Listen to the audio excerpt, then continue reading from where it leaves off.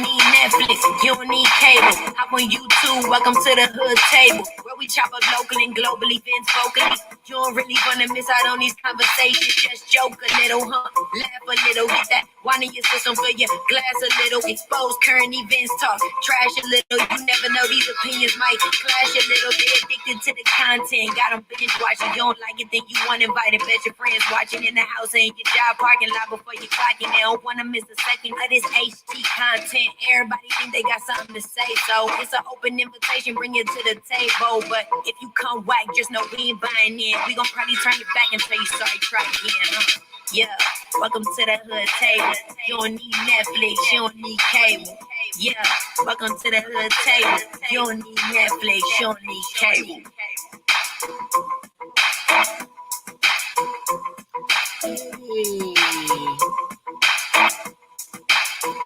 Hey, what's up, everybody? Come on in. It's Friday Night Live. And no, it's not payday, but it's still Friday. I hope everybody is having a wonderful week and a wonderful start to their weekend. For those of you who are here for the first time, maybe, Friday Night Live is basically a Friday night show, 9 o'clock p.m. Okay, 9-ish p.m. And we discuss everything from, it's an open panel, and we discuss everything from the hood to the White House and beyond. That's kind of our little slogan, but it's an open panel again. So I usually drop the link for the StreamYard, throughout the show. And if anybody wants to jump on a link, they can. If not, you can just stay in the chat. Hold on one second.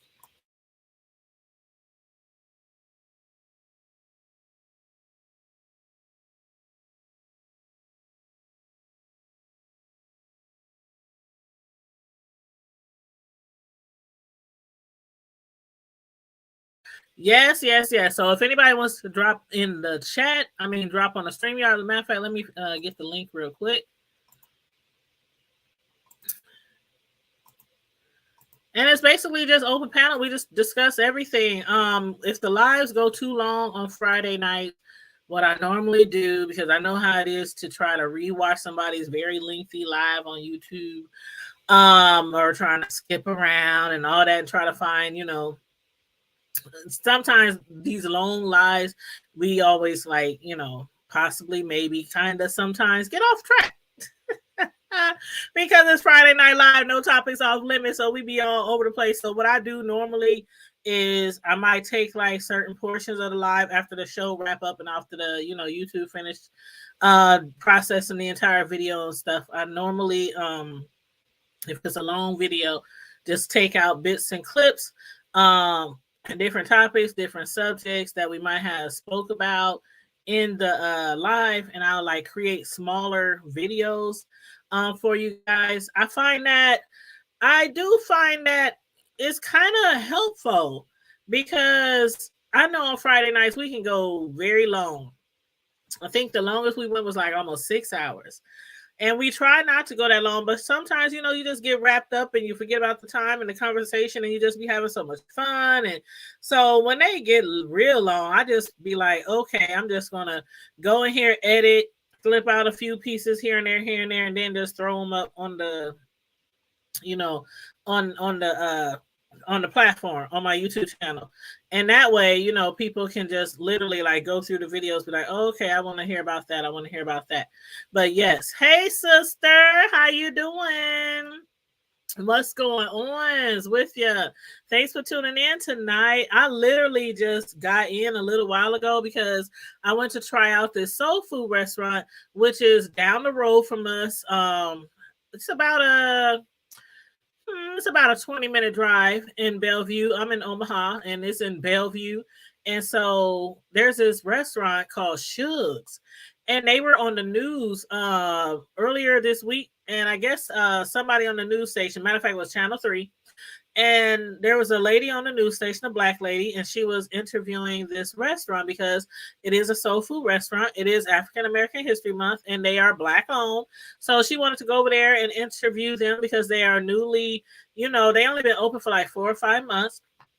And so I hadn't heard about the restaurant. I didn't even see the review or the story on the news, but I happened to see somebody say something about it on Facebook. So me and one of my friends, one of my girlfriends, we decided to check them out today when we got off of work. So that's why I was a little bit late because once I got home, I was like, ooh, child, I'm full. Give me a minute. Give me a minute, like 15, 20, 30 minutes. But yes, the food is good. And before I left there, I told them who I was and who I represent. And I was like, if you get a review from the Hood Table on your Facebook page, I said, I just want you to know that's me. And I will be leaving you guys a very good review because the food was amazing. I mean, everything was amazing. And I had what do they call? They call this dish you know how sometimes they name dishes after a person that might work there, or and the name of the restaurant is Shugs, and they named it after their mother, out of memory of their mother who passed on. Their mother and father had passed away, and so they named the restaurant Shugs in honor of their mother. And it's a family-run business. Brothers own the business, running the business, and I'm telling you, they was running shit tonight. But yeah, I had a catfish, and it came with catfish fillet, and it came with fried shrimp.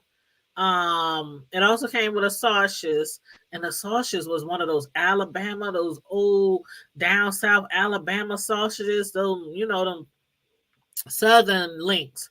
And then I had the what else? And by the way, I couldn't finish. I had to bring my plate home. I have a doggy bag right here next to me on the table. But right here. Right here. So I had to bring my food home because I couldn't even finish it. And then I had candy yams on the side and macaroni and cheese. And it was so good. It was so good. So I'm definitely going to give them a good review. Hey, Vibrant Law. And if anybody is in Omaha or the surrounding areas in the suburbs, Omaha, Ralston, La Vista, Papillion, Bellevue, South Omaha, any of the surrounding Council Bluffs, any of the surrounding areas, I highly recommend checking out Shugs Soul Food Restaurant.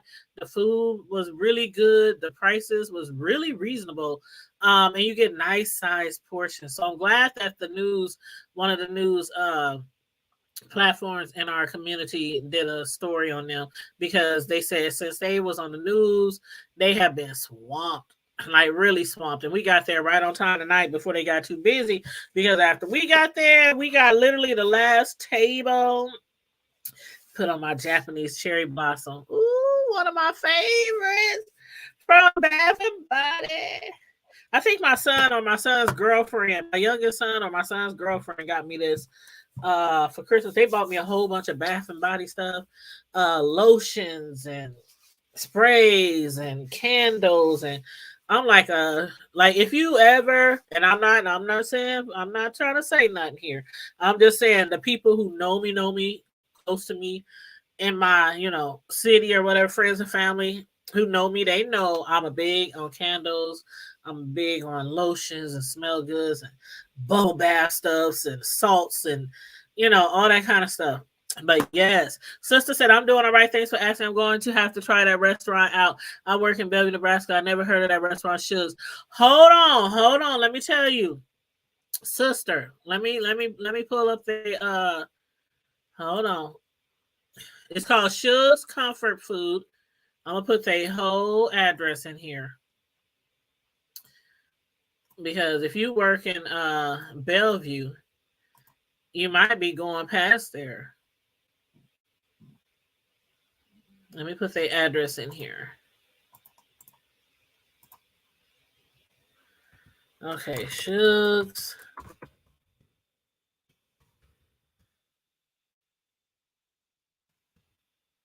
Okay, there it is. And if you go there, tell them the Hood Table sent you. I promise, you will not be disappointed. Now, keep in mind, I wouldn't go during like the busy rush hour time if you're trying to just hurry up and sit down and eat real quick because you got other plans. When you go to these type of restaurants, they're smaller than like the average big restaurants. You have to give mine too. It's a small family run restaurant. You ain't just gonna pop in there and stand up there at the front and your food be out in 5 minutes. They cook everything fresh to order and it comes out piping, smoking hot. Yes, it does. Yes, it does. Hey, boo, how you doing? What's cracking lacking? Girl, hey, I'm doing good on this Friday evening. What about you? Girl, I needs me a drink. Girl, hold on. You want me to pour you something? Pour me some. Pour me a tall glass. Because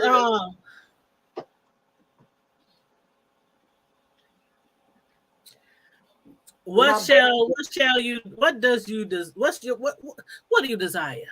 Give me some Crisco. Some of that Crisco. I like that Crisco, girl. Crisco? Yeah, the apple Crisco. Hold on. Apple Crisco? Yeah, so apple Crisco. Is that what it's called? Crisco? What's it called? That I like. You talking about? I think you might be saying it wrong now, sis. Count Amaru, what she talking about? Count Amaru. She said apple Crisco. Now I know Crisco. That's what up? Swat. Girl, I was about to say, what the hell's Crisco? Ciroc. Oh yeah, Ciroc. Crisco ain't that the shit that you cook with? Ciroc. Oh, shut up. Y'all she know talking about Ciroc, y'all. She talking about apple Ciroc. I'm up here like, girl, why was I Googling? I'm Googling apple Crisco. I'm really Googling it too. Can I tell y'all a secret? Uh-oh. Is it about what happened the other night when you was wading in the water? Wading in the water, children. Talking about. Is that or is it something else?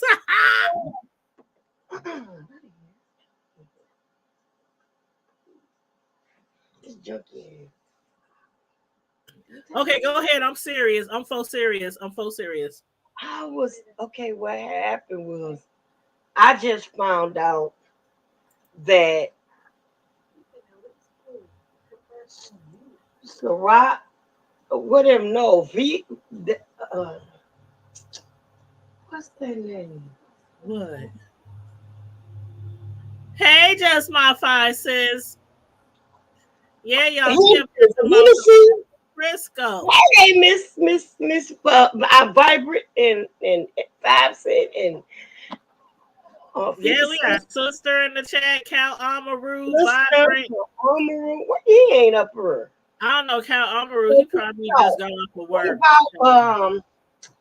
I just found out that not Crisco. What's the name of that store? It's called.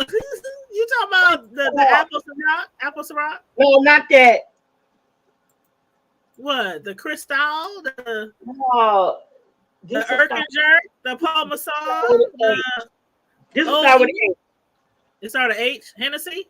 Hennessy. You just found out Hennessy what? Girl, I just found out Hennessy that VP, VSOP, and was the VSOP. I thought it was all the same. They just made different bottles or something. I don't know. Oh no, they got the Parmesan VSOP, the Hennessy, they even got the Erkenjerk, the Erkenjerk. E&J child. You know that E&J have you Erkin and jerking over the. Girl, I don't know. Dude, you be calling what they say, Earl, calling Earl. Is that what they call it when you all in the toilet after drinking? Call it Earl. That's your mommy phone. My daughter's phone rang. I'm trying to put him to sleep. Your daughter's phone? Where your daughter? Who is it? She said no, different level prices. Yep. Different levels, different prices. You got that right. I just found out that they was all different. And then, girl, Uh-oh. Don't tell me you had a moment. no, because I didn't know that white liquor and brown liquor make you feel different. Oh, You in there till I say I love her. I'm on live. I can't come in your room. and some people can drink both.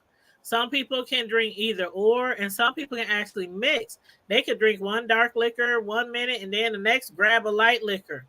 Like they can drink some gin and then drink some Hennessy in the same evening, and they fine. But some people they mix that stuff, and oh my god, Girl, it's a wrap.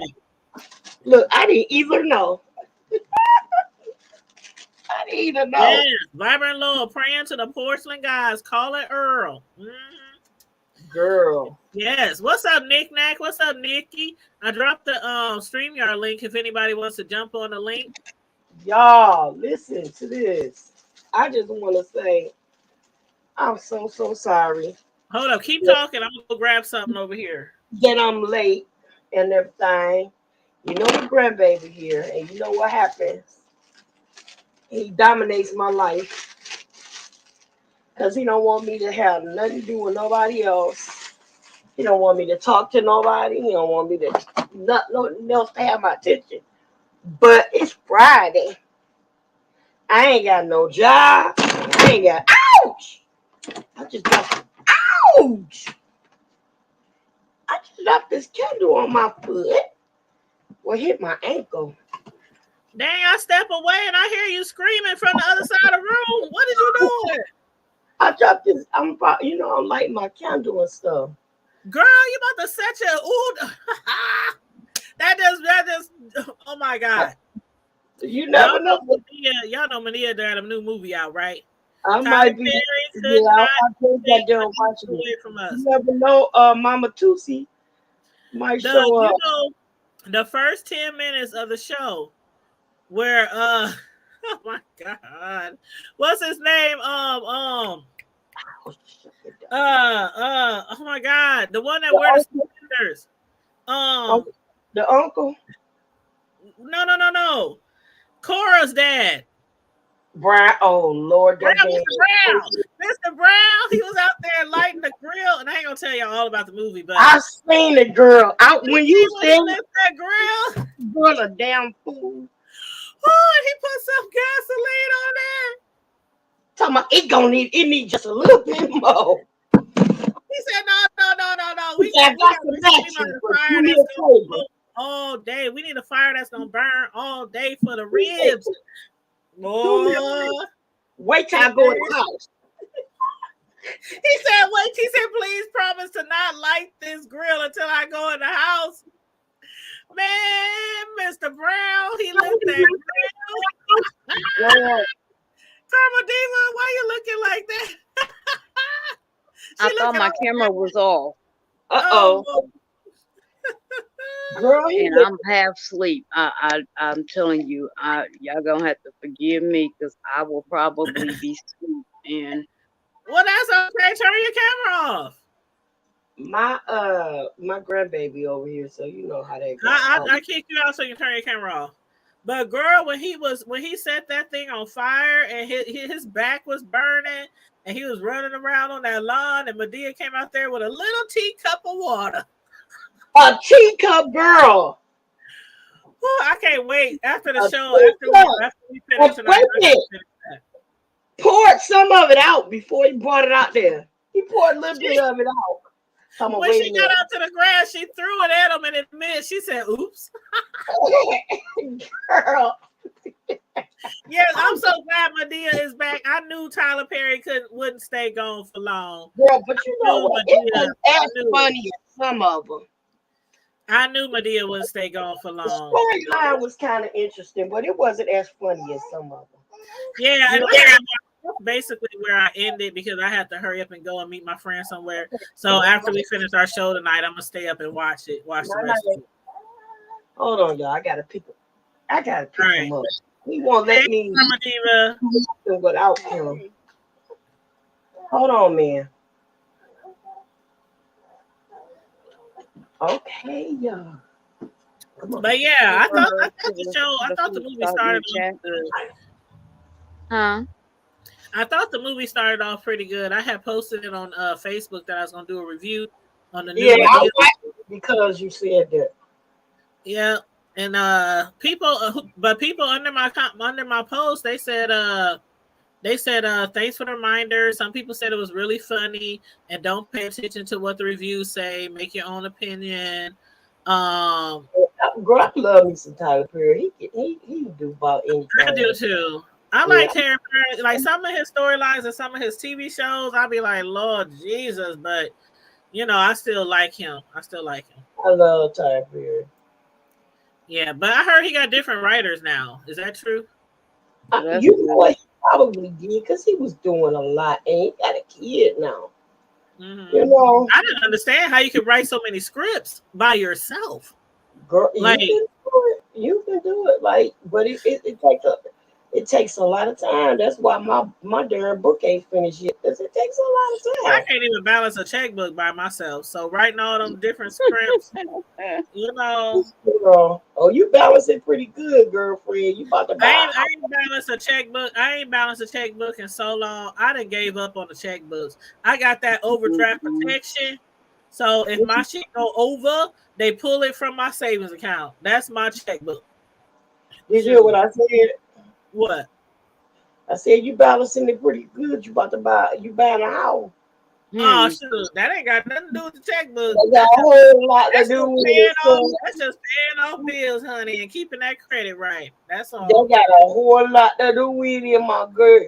Okay. Right. A whole lot to do with it. Okay? All right then. Nah, I ain't balanced a checkbook in probably 6 years. I ain't even had a checkbook in maybe 6 years. I had checkbooks. You know how you order your checkbooks and you get like a box of them. I use like one Mhm. checkbook like 6 years ago, and the rest of them still they're around the house somewhere in some drawer collecting dust. I need to throw them away. Make sure people, Right. you Yeah. know, yeah. But what's up with you, Karma Diva? How you doing this Friday? Not very well. I've been in a flare up, a really bad Oh, one today. oh And no. Oh. lots of pain and What type of flare if it's not too personal now? If it's personal, don't worry about it. oh If it's too no, personal, we don't. fibromyalgia. Oh girl. Yeah, I know. I already know. Mm-hmm. You know I have fibromyalgia also.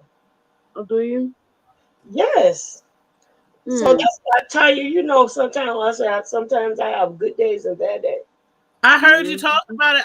You didn't even say you was going to go live. I happened to catch the link or the live the next day, or this morning when I left you a comment. I didn't even know you was going live, and I was like, and then I heard you talking about your fibro. How do you say it? Uh, Fibromyalgia. Myalgia. Yeah, I heard yes, you talking about it. girl, it is really, really hard on the body. It's a bit. It Mm. So is. I know, baby girl, I know what you're going through. You hear me? Because it's like you sitting there and you fighting this pain all day and there's really nothing to relieve it. And Mhm. then once the pain starts to go away, because you've been fighting so hard, you are completely exhausted, just Mhm. fatigued. So that's why a lot of time I'm like, I don't feel good or I'm tired or Yeah, it takes a because lot out of you. It really takes a lot. And it's, you know what? Let me tell you, and I don't know if I mentioned this in that live or not, babe, but I was saying that before, because I talked a lot about what I went through with different surgeries and situations and stuff like that. But one of the things that was bothersome is that like nobody believes you. Like hmm nobody believes you that you are really sick. You know what I'm saying? People we think can't that see it. We they can't think see it. Oh, why don't you just get up and go for a walk? If right. you if Like you that. just move around, it'll feel better. I'm like, no, if I move around, I'm gonna feel worse and I'll probably fall. Yeah. I because you had to keep. join a online support group Mhm. just to feel normal. Cause I was starting to doubt myself. Like, what the heck is wrong with me? Girl, I was crying over it. Cause I mean, it really it messes with you in a lot of ways, and it's a lot of there are a lot of things you just can't do. Like, I used to be able to like jump rope, play hopscotch with my grandkids. I can't do Girl, that anymore. I can't do none of that no more, and it's really depressing. see, and mine came on when my daughter was about 3. So Oh, imagine you got a 3-year-old and a 10-year-old, and you want to be out there playing with them and, throwing the ball to them and doing hopscotch and jack, but your body physically will not let yeah, and now you all you. stiff and swollen, and then here's the confusion part. Some days Mm-hmm. you can have a perfect day. Some Mm-hmm. days you can have you cooking, you barbecuing, and you doing this Hmm. and the other, and people like, dang, where you get all that energy from? I thought you was in this and so. But you like, girl, I take it when I can get it. Thank you. I take it when I can get it. And then, they, like I said, people start saying, ain't nothing wrong with you. Yep. And it's like, you just don't understand. But like, it's like you pray for those good days. You really do. Mhm. You Ain't pray it And for like people that say, other thing too? The other when your hands or your feet be burning, or what is it what, called? neuropathy. Neuropathy. Neuropathy. People neuropathy? say I that got too that about too. neuropathy, and I know See, somebody you who go has through that severe. too because Um, fibromyalgia affects your nerves. So everywhere a nerve runs, No, fibromyalgia, it affects the muscles and the joints. It is they look at it because the symptoms mimic 2 other diseases. It mimics lupus and it mimics RA. uh, And rheumatoid right? But it arthritis. does.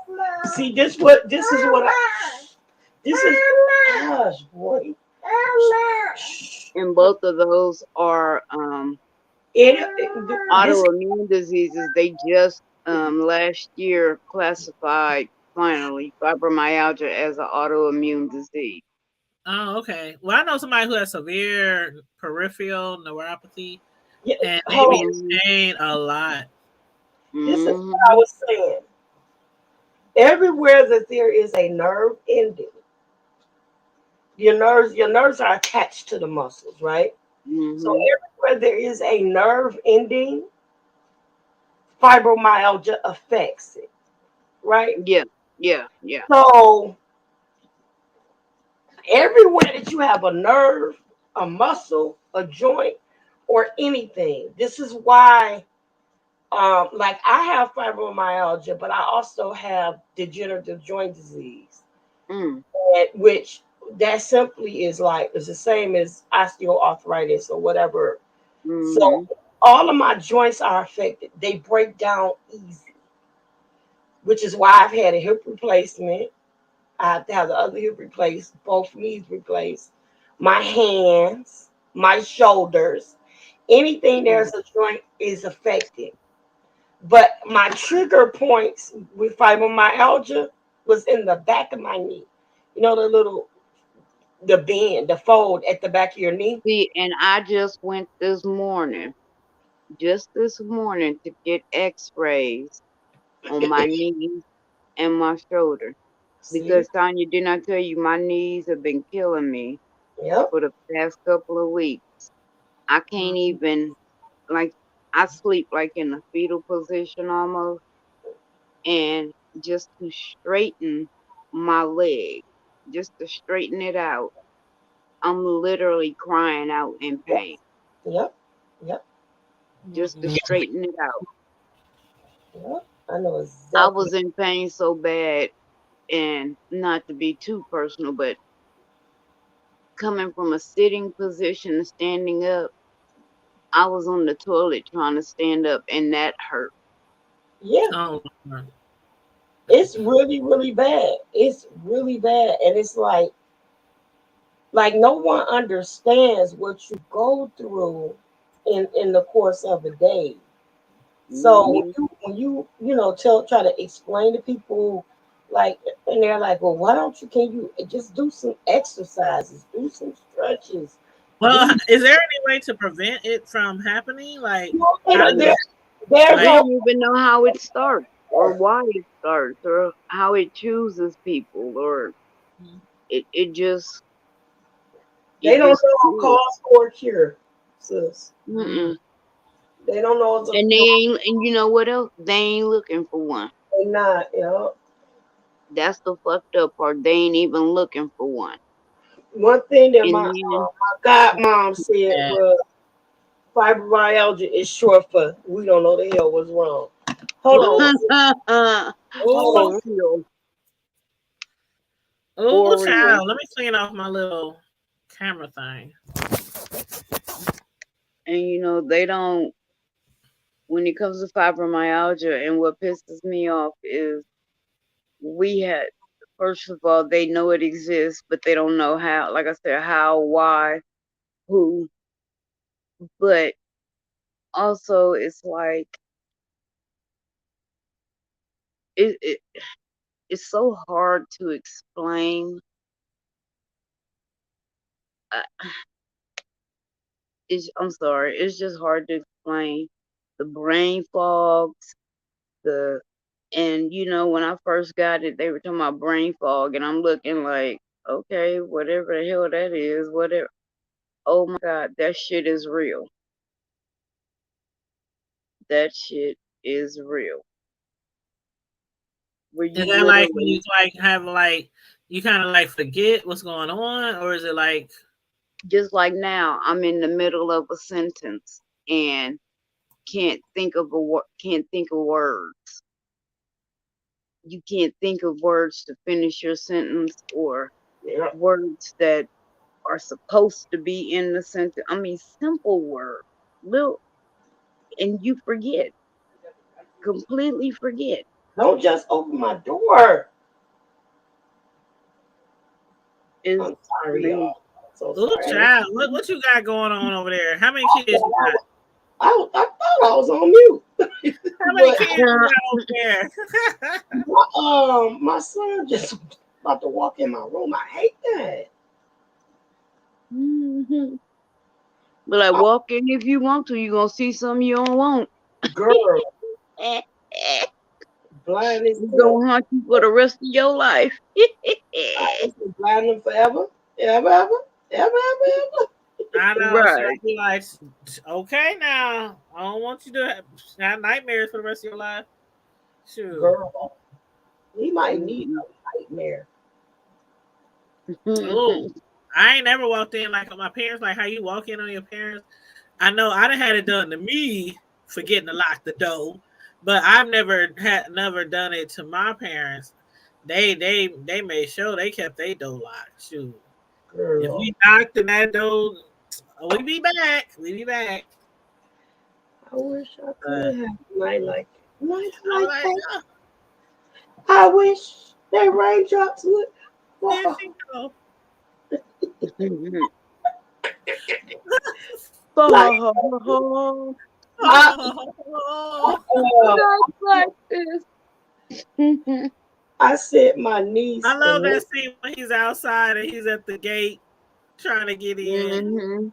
and they like, sorry, bro, you It's can't, so heart wrenching, you can't come back, bro. And he starts to sing. he said, "You ain't got it." You What he ain't say? gonna get it because you Cause you ain't ain't got got it. Honey, Mm-mm. don't misquote because I know that whole movie by heart. Hey, Don't and I even know, know so this. that's why I'm sitting here. I'm just listening. The only movie I can go by heart is Friday. He is Wow. my friend on Facebook, Michael Wright. Oh, Who? is it? Michael Wright is my friend on Facebook. Oh, Who is is he it? now? Yeah. You just know all kind of peoples. Michael Wright. Who the hell is Michael Wright? The Michael guy that Wright's an actor. he plays Eddie Kane. Ha ha ha ha ha. That him. I thought his name was something else. I knew his last name was Wright, but I thought his name was something Yeah, else. right. Ooh, I wonder if he's related to us because we got some rights in our family. Just call it as it be, girl. You know, people just be claiming that Look, just show up at the bar. your last name Parks. Oh, we related to Rosa. Uh, The celebrities like You know I ain't gonna say my last name on here, but when I was growing up, people like, are you related to? No. You know, Rosa, you know my dear put on a knife, took a knife to the bus. My dad told me because my daughter had him take her to the bookstore a couple of weeks ago, and I don't know who it was. He never really explained, but they were in the bookstore, and somebody comes over to my daughter and asks, because I guess she heard Daddy and her talking, and I can't. They somebody asked her, "Oh, are you related to Chianti?" And said, Daddy and my daughter looked at each other and they was like, no. I said, how y'all gonna deny me? Ah. How dare y'all? Good deal, girl. The audacity. You a superstar in them parts, huh? Uh-huh. She a superstar. No. I ain't nobody. Yeah, right. You can't go nowhere. They knocking on your door asking for your content for the news. Hey. That's Harmoniva's fault. She the one who broke the story. True. Well, I mean, okay, so I got the story, but having people knocking on my door at 6 in the morning. yeah. That was cool though. I hit her up so quick. I was like, Carmodiva, they want to use our story on the news. And I remember being asleep and going, I don't care, go ahead. I was like, they want to contact your uncle. They want to. I thought that was so awesome. They did even. I don't know how they found him out, but they did find him and got a hold of him. But I don't know how they did that because it wasn't like I was going by my real name. So I don't know. Hey, okay, so let me say something, y'all. Okay, so you know about this little Russia stuff, right? Yeah. Yeah. There's a lot of people like Carmodiva was giving us some, some knowledge, the other day on, that area over there. Mm-hmm. Right? I did. So, well, yeah, weren't you on the show with me last night? So silly. Her, see, she got the brain fog. She being modest, that's all. Well, did you happen to see what was on Facebook, Raquel Henderson? Regarding Ukraine and Russia in simple layman's terms that people could really understand? No, what she said? Okay, so I'm gonna read this, and this is for people who don't really understand what's going on over there and why. And it's in some simple layman terms that kids can understand, right? And I liked it because I really don't know shit about politics, all that wars and everything there. So anyway, they said the UK and Russia crisis in simple terms for those that have no idea what is going on.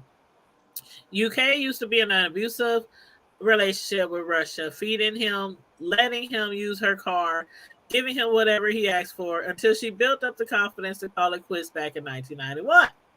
Since then, UK has been working on herself, becoming a strong, independent woman with help from friends like France, America, Poland, etc., offering her support, loaning her money, and helping her find her way.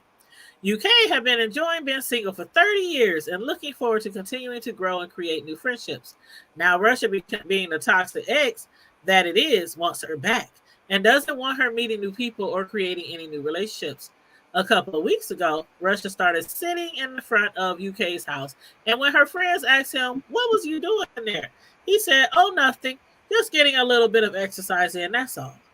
After her friends told her that Russia was potentially getting ready to do something bad to her, he said, "They're lying. They just want you to be scared of me, and that's not what it is." Yesterday, Russia broke into UK's house, beating her up and taking advantage of her while on live stream and double dog daring any of her friends to do something about it. And if they do want to smoke, Russia got that thing on them. That's hashtag war for dummies. Well, Russia got that thing on them. Girl, I was all And around.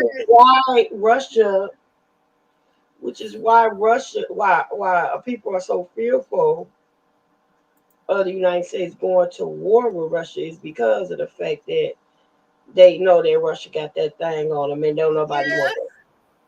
Yeah. But you can't be scared and let people just punk you out either. Right. You got Right. to make it what to do, baby. You're right. So the United States got to do something. They can't just, you can't be an ally like going to a street fight. And say no, you said the United States got to do something. No, we really don't, because no, that I'm saying. Well, go ahead. I'll let you finish. Go ahead, and I'll tell you what I'm saying. my point is this: whenever something goes on in the world, everybody's head is on a swivel and says you and looks to the west at us. Like we are the world police. We police the entire world. And it shouldn't be like that. Because to me, that's a European problem. That is Europe's problem. That has nothing to do with the United States of America. Nothing at all. We have no reason to be over there. This gonna be just like Vietnam. We had no reason to be over there. Well, yeah, None. that's true. That's that part is true because that was And Vietnam was definitely an unnecessary war. these wars cost, My dad and was not just money. They not thinking of the lives that they are sending over there that may never return home, or return home in the same condition that they left in. mhm. Is It's hard mentally, physically. It's hard on your emotions. It is. We It, need to sit down. We need to be like Switzerland and be neutral. we got a lot of kids going. Our children that are going over Hmm there and Man, coming jacked up in the mind, body, and spirit. that's hmm why, like, my kids never went to the military, but they both thought about it once upon a time, and I mean, if they really, really was down for it, I had to have their back because I'm their parent. That's what parents supposed to do. But I sure was like, I don't know, I don't, and it's because of things like this because we always getting involved in stuff that don't have nothing. I mean, sometimes it does have something to do with us, but sometimes it doesn't. And I'm like, if it ain't got nothing to do with us, can't you just let them work it out? Like, And know I what I mean? was, when I was younger, I remember when my brother turned 18, he had to sign up for the draft. Mm-hmm. So my dad had made me take my brother down at to the which I forgot what they call it to sign up. What's the name? Recruitment or something. No, it's not the recruitment. It's something. It's called something else. I can't think of the name of it. But anyway, So it's what? Say it again. I'm sorry, I had zoned out for a minute. What'd you say? down there where they down there at the place where they where you go to sign up for the draft. It's got a proper name Oh, for like it. the Civic Center and stuff. It's not the Civic Center though. It's called It'll come to me. I know what you're Anyway, I talking had to take my brother down there Mm-hmm. to register for the draft because he had turned 18. But Mm-hmm. not long after that, they stopped doing that. Yeah. Where you turn 18. And I was so glad, like, oh. But again, I don't want to deter other people from going to the military or other parents, but it wasn't in my heart. I wasn't feeling it. I'm like, no. And then that was when who was in office. Well, see, my thing with the whole military. First of all, I come from a military family. Hey, Southern Conspiracies. And I mean, my dad was in the Air Force. One of his brothers, he got brother and sister who were in the Army. I have a brother in the Army. And I couldn't tell you how many nephews and nieces, stuff like that are in the Army. But so I come from a military family, and of course I have to back my family at all costs. I have to stand beside them and behind them in choices, in their choice to be active military. Doesn't mean that I have to like it, because I don't. Um, and I'm scared every day that, especially with my brother being active, and they could, just say, okay, your unit's up, let's go. And ain't nothing he can do but grab his gear and go. But I will hit y'all up in about 16 hours. Sister said it's called the Selective Services. There it is. Yeah, thank you, sister. Selective Services. Yep, that's it. Yep.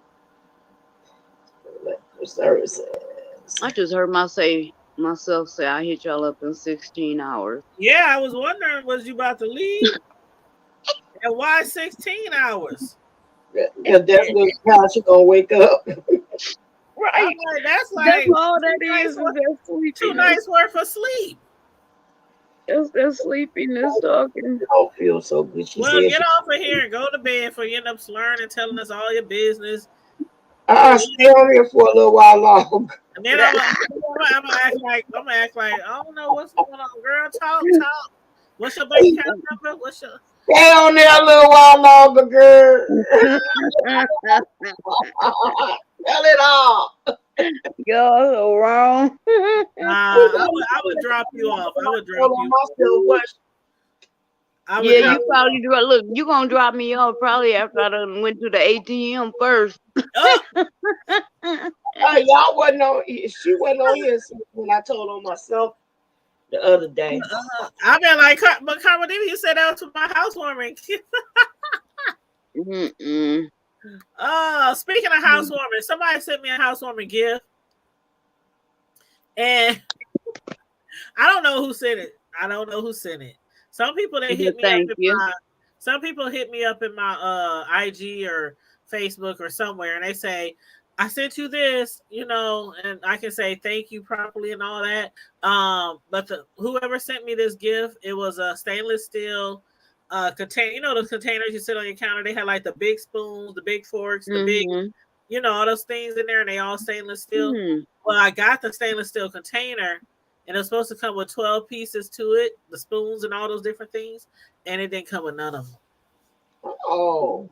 And even on the box, it says 12-piece set or something like that.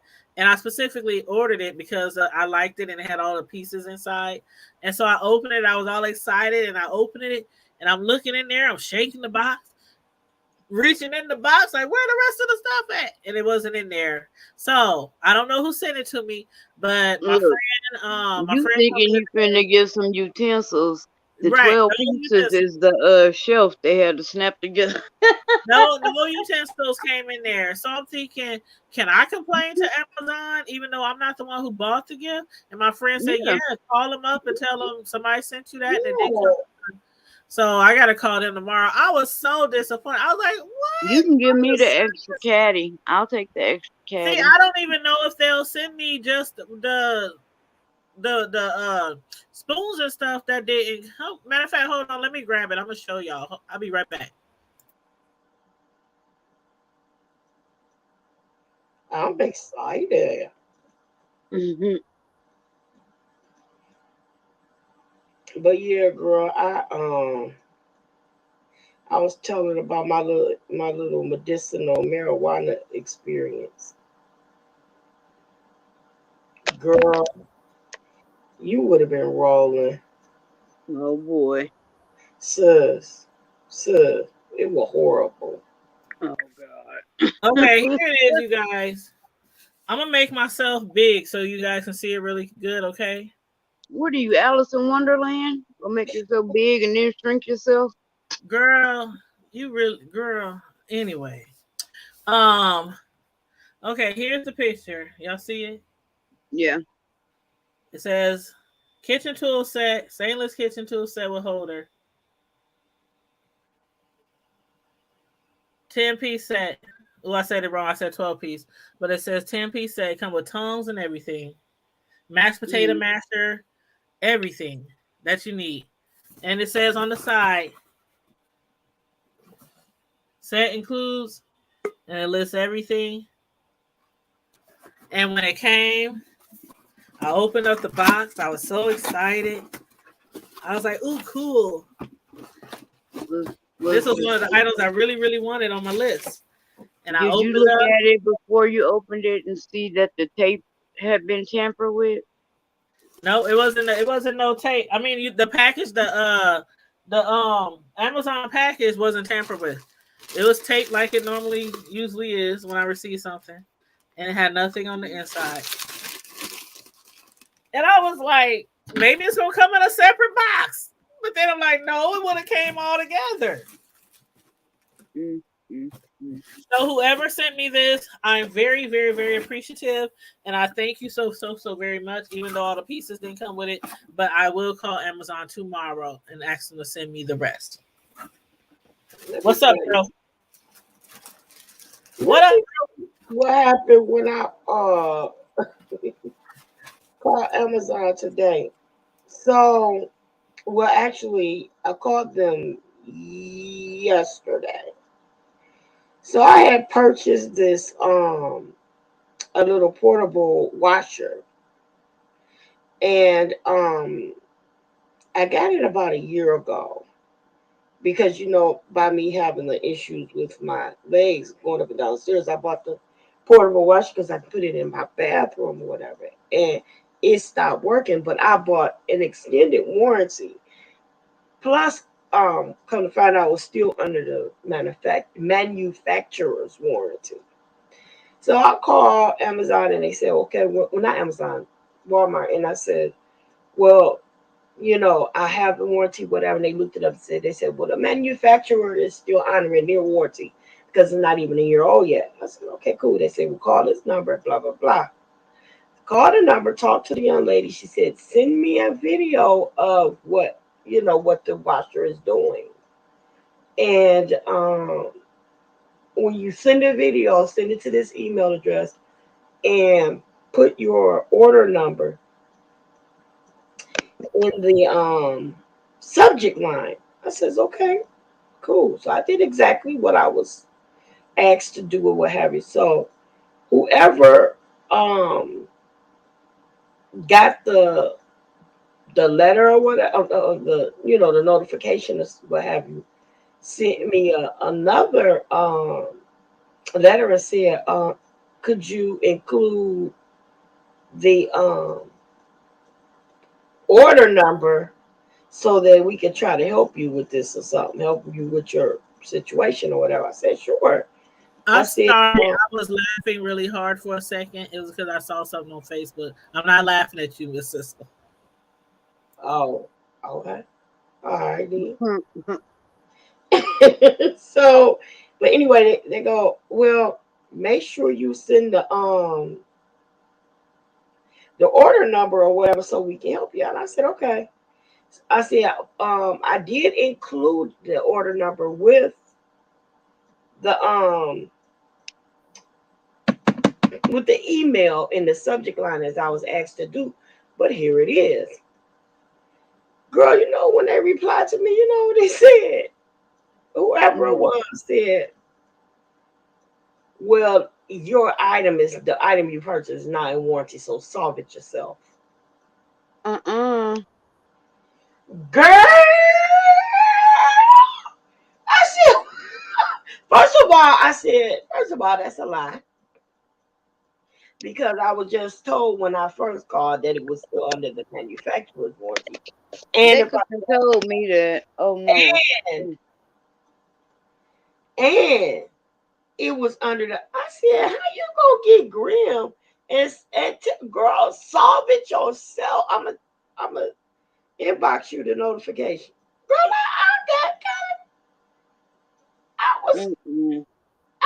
I was pissed. I was like, how you gonna talk to me? How you gonna talk to me? So I called them back and I was like, listen. So did you cuss them the hell out?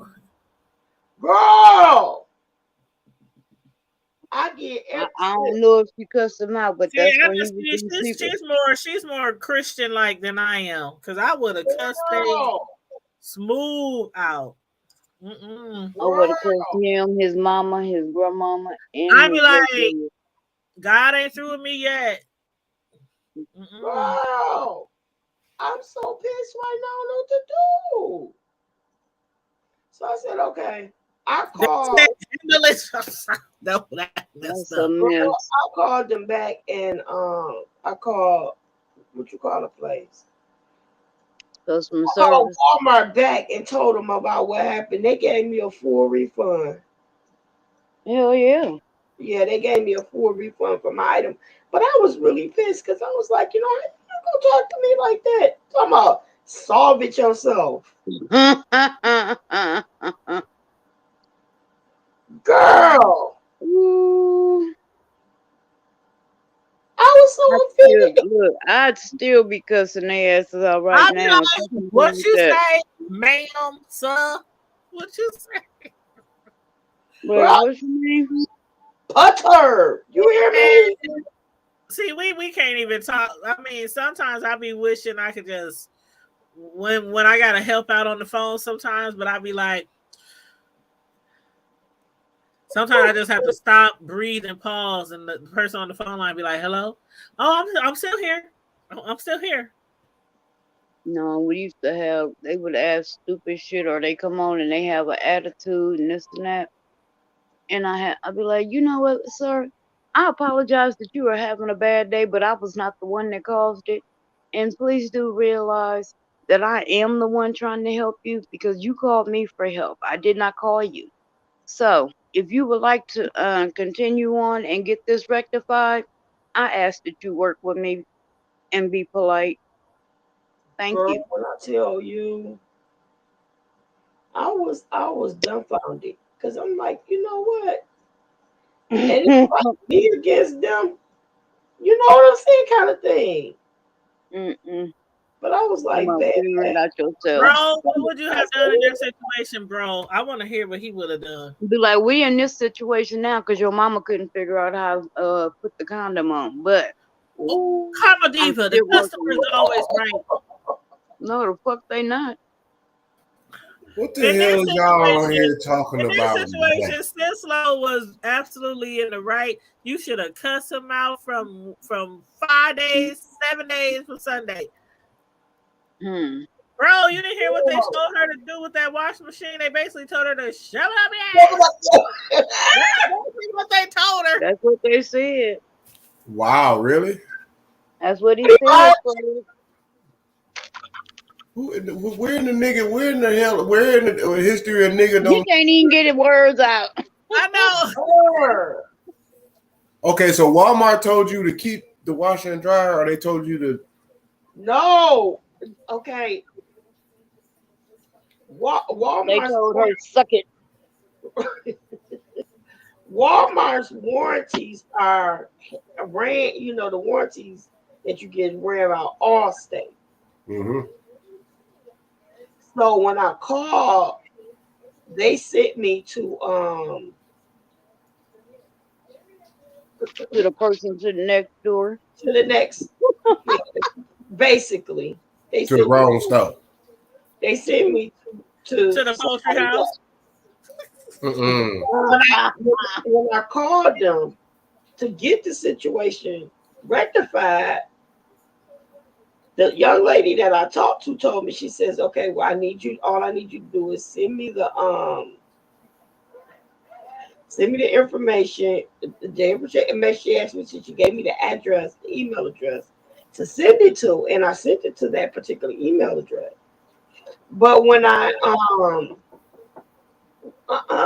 just give me a minute. When I sent the stuff to her email address, someone else replied to the email address. It wasn't the same young lady. So she had told me to send a video of what the washer was doing, and in the subject line, put my order number so they'll be able to look it up. So I said, okay, and I sent it. Well, the person that replied to the email obviously didn't look in the subject line to see the order number. So he sent me another email saying, can you send me the email so I can, I'd like to help you with this. If you send an order number so we can look it up. I said, sure, not a problem. I said, but I did put it in the subject line as I was asked to, but I don't have any problem. I'll send it right over. So the person replied to me and said, well, your item that you purchased is no longer under warranty, so solve it yourself. Girl. Man, he would have got his ass shot. The manager would have probably got shot. It'd have just been a whole bunch of shooting going on. But a whole bunch of shot at people. Damn right. They ain't gonna kill them, but they're gonna be bleeding today.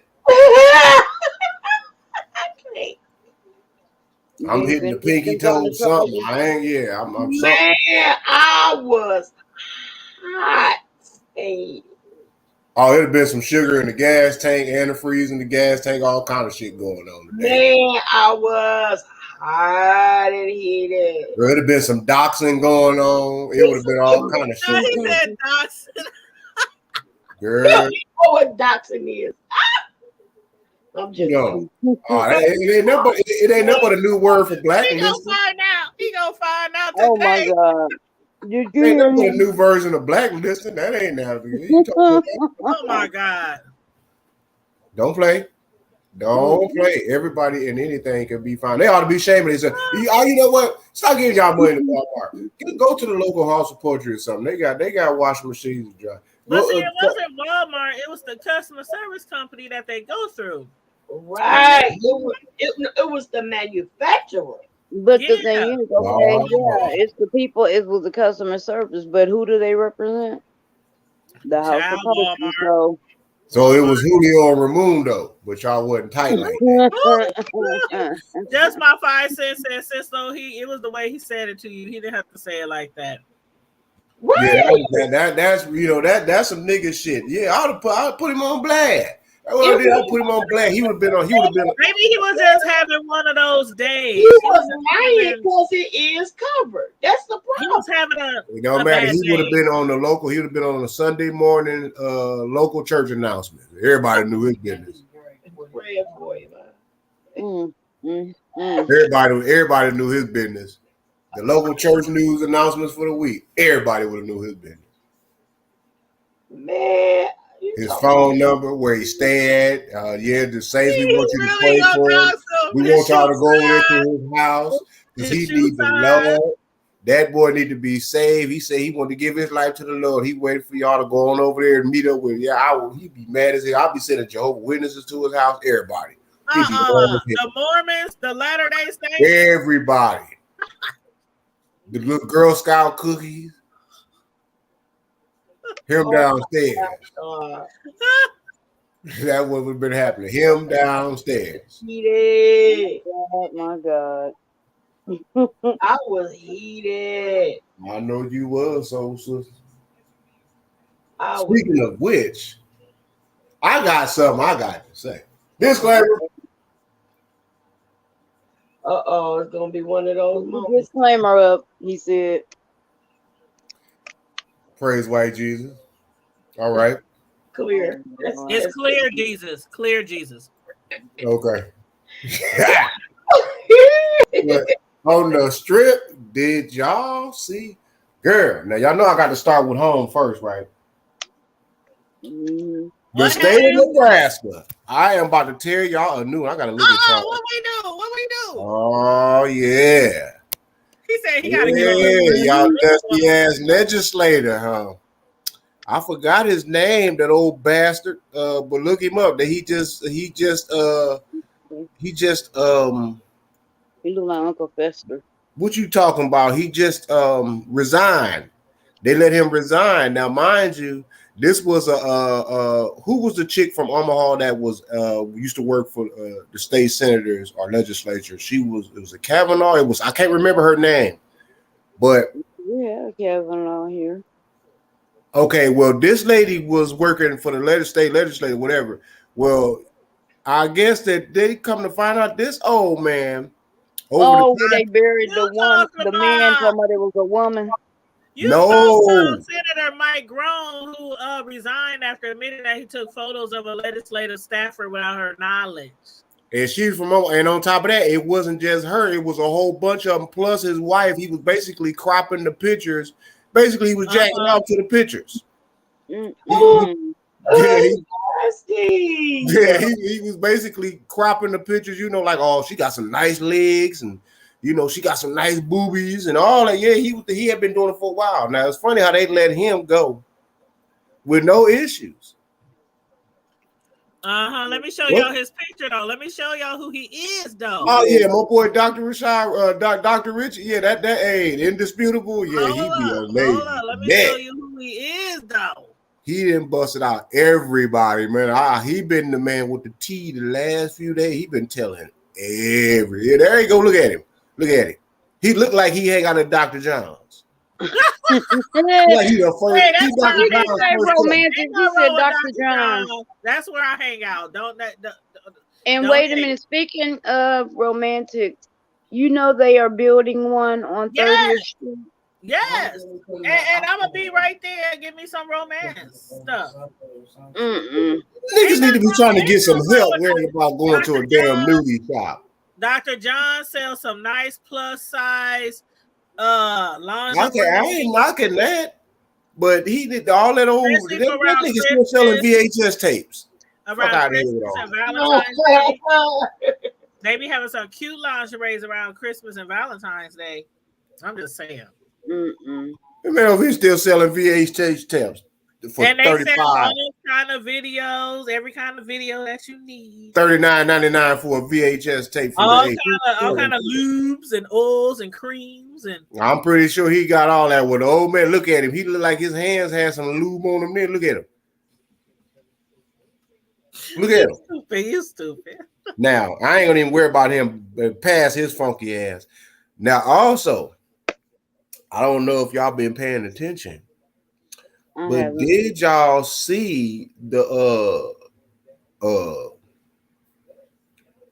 this clown ass think is a Mexican cop or whatever? Just my fine said she said that's the story. The stuff horror movies are making up. She talking about that white dude.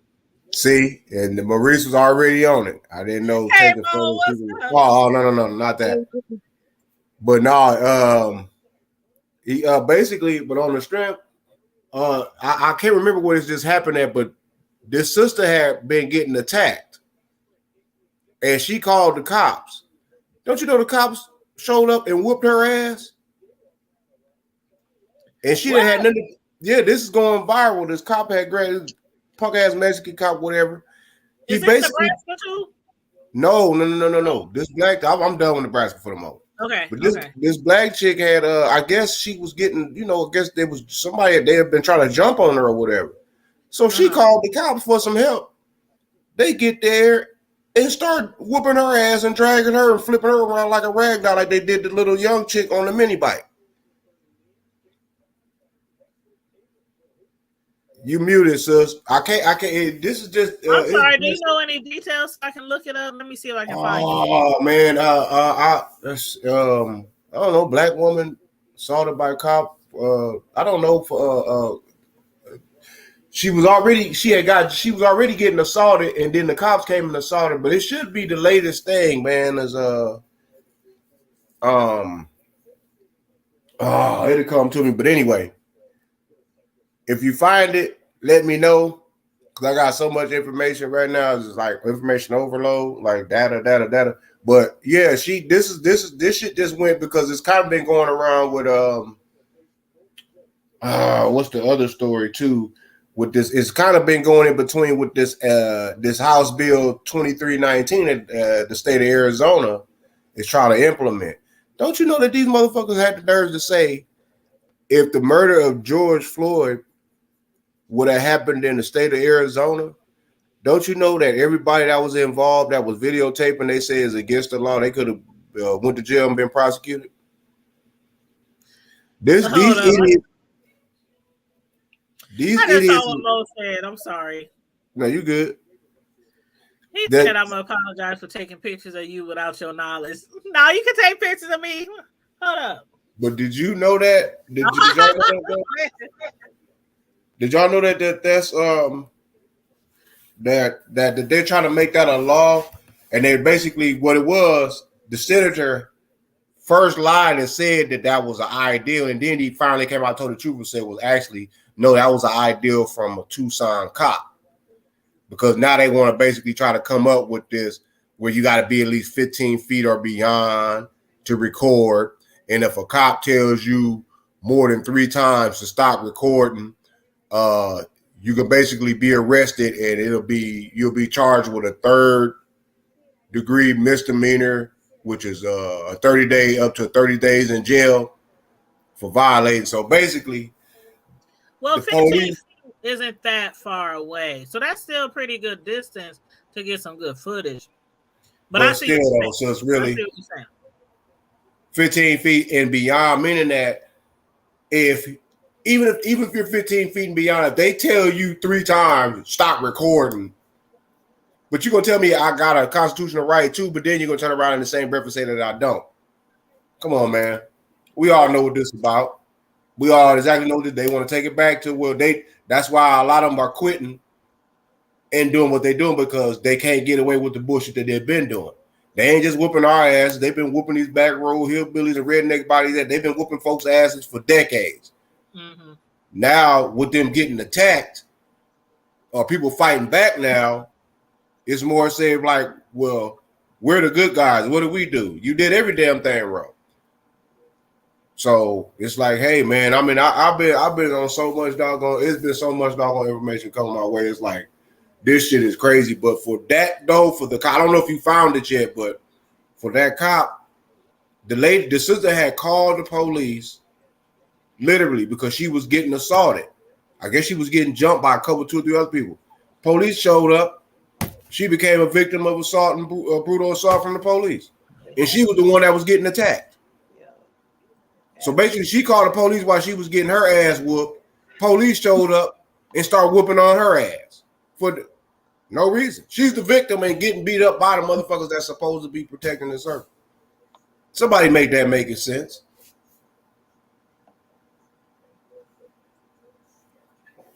Please make it make sense. Crazy. I'm still trying to find it. That's if they ain't already took it out, because I've been noticing Instagram and Facebook been on some real nigga shit with their algorithms. They've been, and then on top of that too, a lot of times when folks post something, they ask you on your thing, do you want to see more of them in your news feed? And if you ain't careful. I didn't find that one yet, but I did find the one that you were referring to about the recording. It said recording the police could result in a misdemeanor charge under an Arizona bill advancing in a state legislature. GOP lawmakers say the measure will keep police safe, but critics say it will make it more difficult to hold law enforcement accountable. And it's called House Bill 2319 would make it illegal for members of the public to be within 8 feet of an officer without their consent to record. The proliferation of cameras in daily life. The bill passed the Arizona House in a 31-28 vote on Wednesday. Wow. But they said critics of the bill have raised concerns over its constitutional implications and how it would affect police accountability. And that would be my main concern. They said, for instance, the bill originally called for a 15-foot buffer that has been reduced to 8 feet.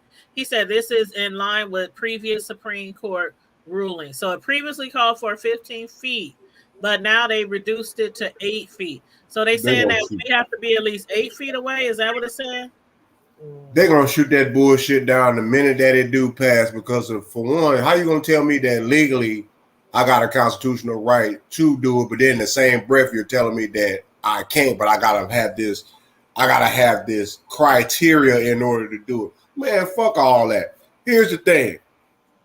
Instead of folks having to deal with this shit and what these folks is doing, start exposing them. So, because you already know if you pull a weapon, they're gonna kill you. So you can't win by that. You can't win by beating up on them, but showing them, because they got you out, man, with their little billy clubs and tasers and all that. So the best way to do it is you ruffle them. You hit them where it hurts. See, people got to stop suing the police departments and thinking that that's where the money. No. You start hitting them niggas. You find out every public official has to be bonded.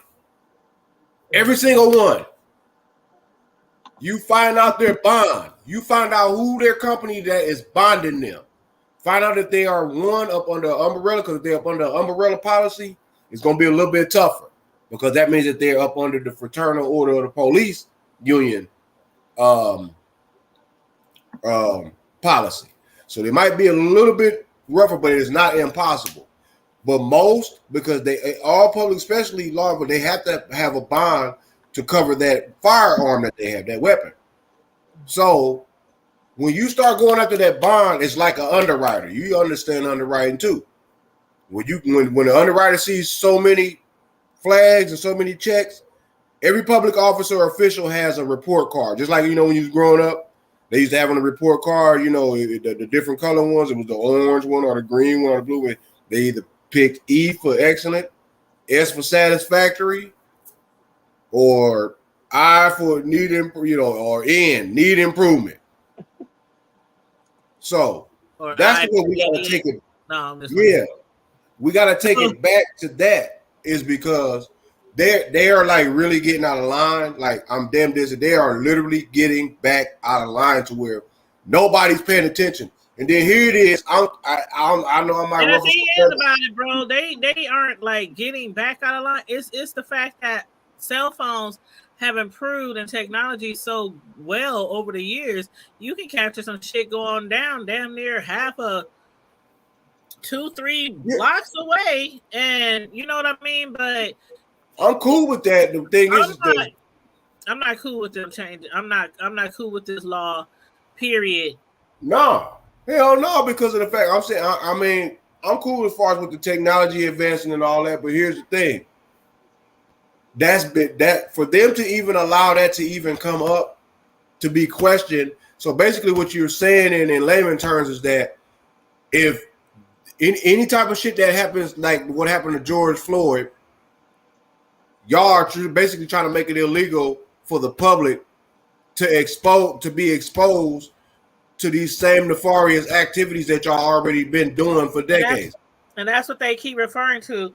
Excuse me, that particular incident with George Floyd, because I need some water. Because even though it was a lot of people standing around, had it not been for that videotape, none of them would have had any charges on them, because they didn't even stop what they was doing with people yelling and screaming and standing around with them. It was all about the videotape. And this lady, in regards to this bill, her name is Stacy. She had told the news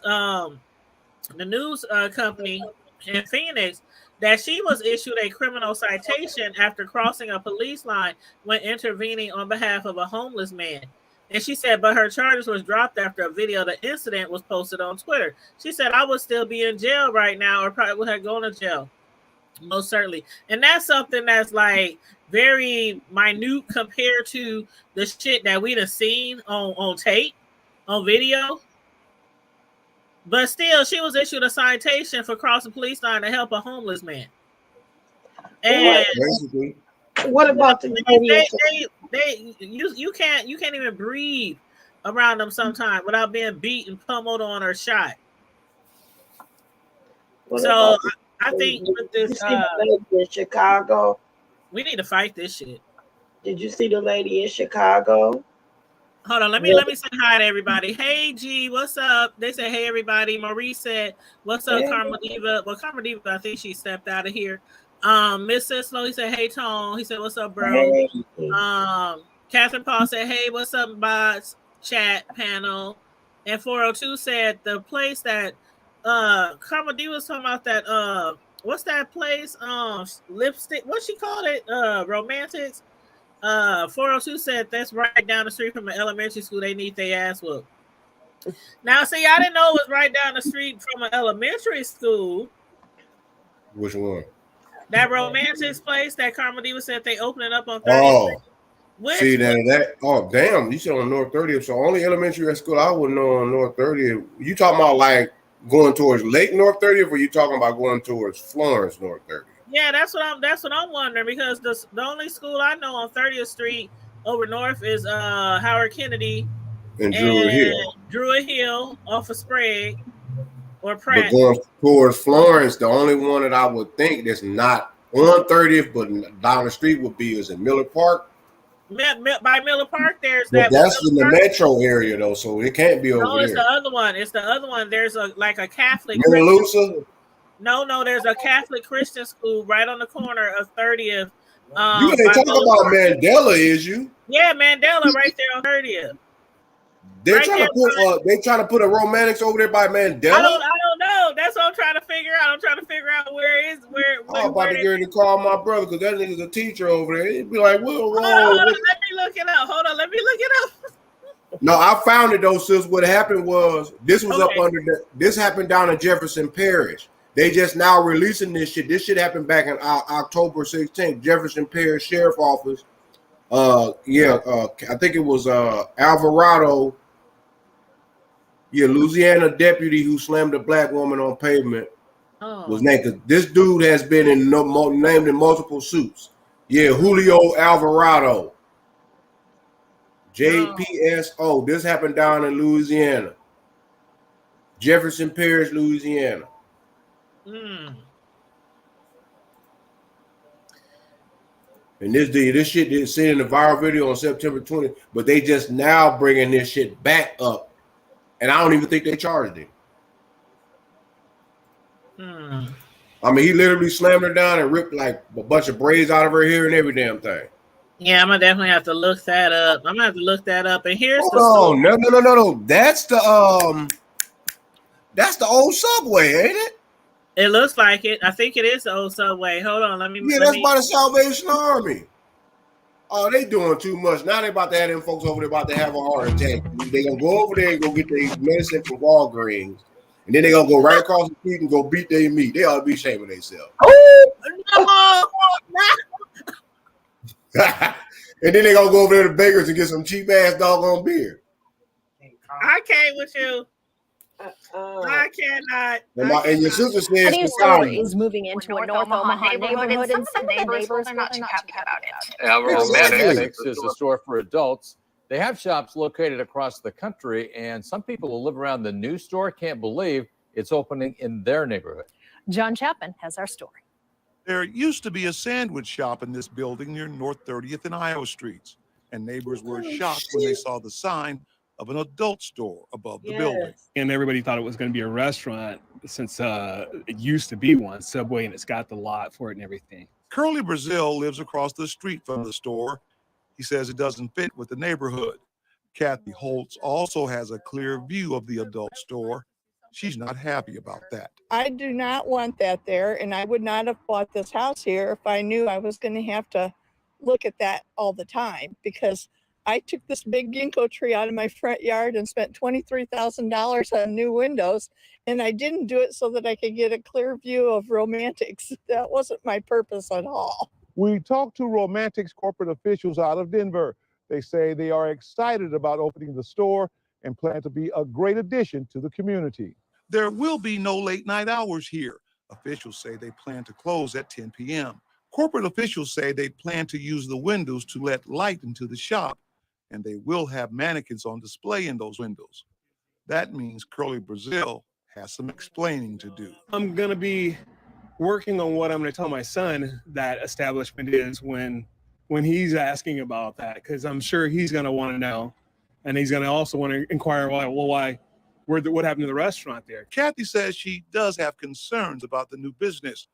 She thinks it gives the area a negative image. Nothing says welcome to a trashy neighborhood like a sex shop. That's just my opinion. On Your Side in Omaha, I'm John Chapman. She wasn't lying. Yeah, that is down in Florence. Martin Ave is the beginning of Florence. What's so trashy about a sex shop? I mean, come on, we all have sex. God. No, it ain't that, man. Strippers dancing out of there or something. Sus.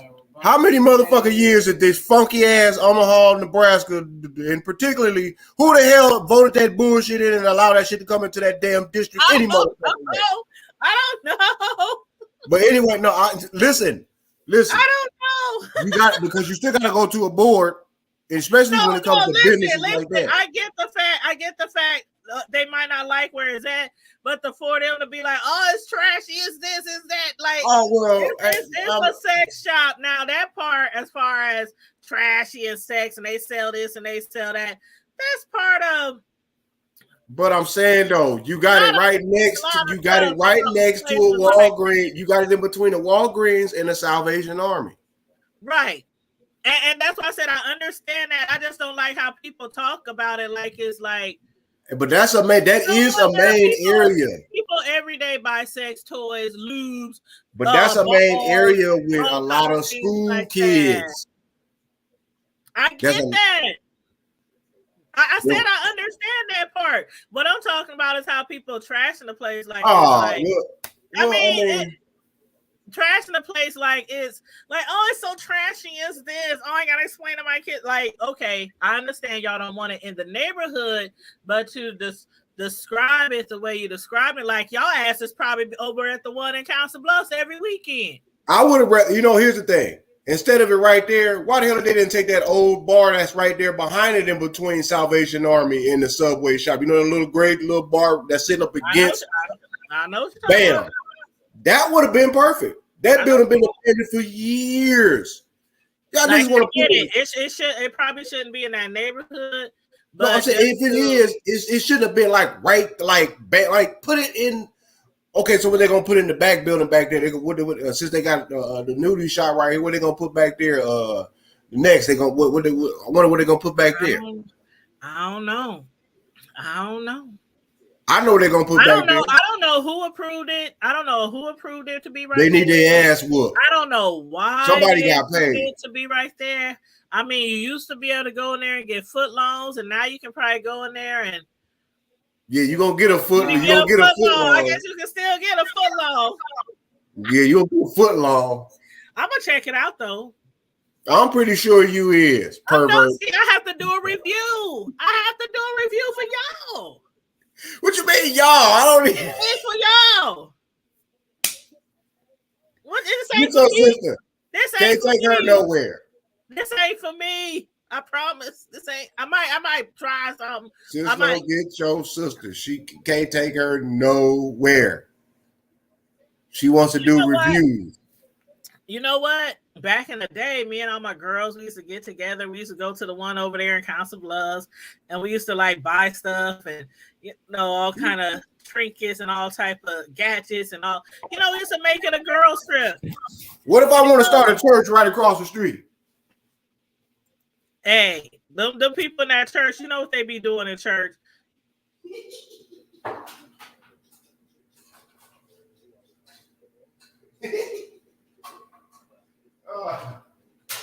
The freebies come out at church. The freaks come out at church. Usually. My daddy always Freaks said the come biggest out the freaks. church. My daddy said the biggest freaks are in church. Thank you. The freaks come out the church. They don't come out at night. They come out the church. Damn it. I did know some freaky, overly sexed. Yeah, that sounds about right. That's because they've been deprived. But see, I get it though. I get why they saying don't put it right there in the neighborhood. But that's all I was saying. Trashy and stuff. When a large percentage of people use stuff, they either buy it online, they buy it at the little parties. That's what I'm saying. Like parties, they buy, but to call it trashy and all that is they don't want you to know they are free. But that's some shit that you put on the side of the road for truckers or something. You might be strolling up in there as soon as the lights go off, as soon as the street lights go off. She probably be across the street talking about what you about to have all them goddamn kids somehow sneaking shit. Do they got one over in South Omaha? In Little Mexico? I don't know. Do they got one? Do they got one further north of I only know a Dr. John's on 72nd Street, right over there past the Red Lobster and things. Down on the other side of Wally's World, we know. And I know about that one over in Council Bluffs. But that's the original one. He's been there. Know. There's a whole bunch of them shits in Dr. John been over there for a long time. Dr. John's been around forever. He been around over there on 72nd when it was next to the old pipeline, the Pipeline Tavern, when it used to be the old when that Dr. John's been around since he was an intern. Now he's a doctor. That's what I'm saying. Like, they remember when it was that old little cruddy ass building he had right there in the same location, and they turned around and renovated that shit and built that whole new. Dr. John money did that. It wasn't none of them other buildings. They got nice lingerie. That man built his own standalone nudie shop. I go for the lingerie, and that's my final answer. Yeah, but that one in Council Bluffs, that one was a little bit. I don't know, that was a little bit septic over there though. You had all kinds. Now the one in Council Bluffs, you can rent out rooms and watch movies and stuff, right? Yep, they used to have a viewing booth and all that. Them nasty motherfuckers. Yeah, and then they come up in there grunting. You get to check the movie out before you took it home. Mm-hmm. Well, some of them didn't have to rent the movie to go. They go and handle their business, and then they got nasty ass.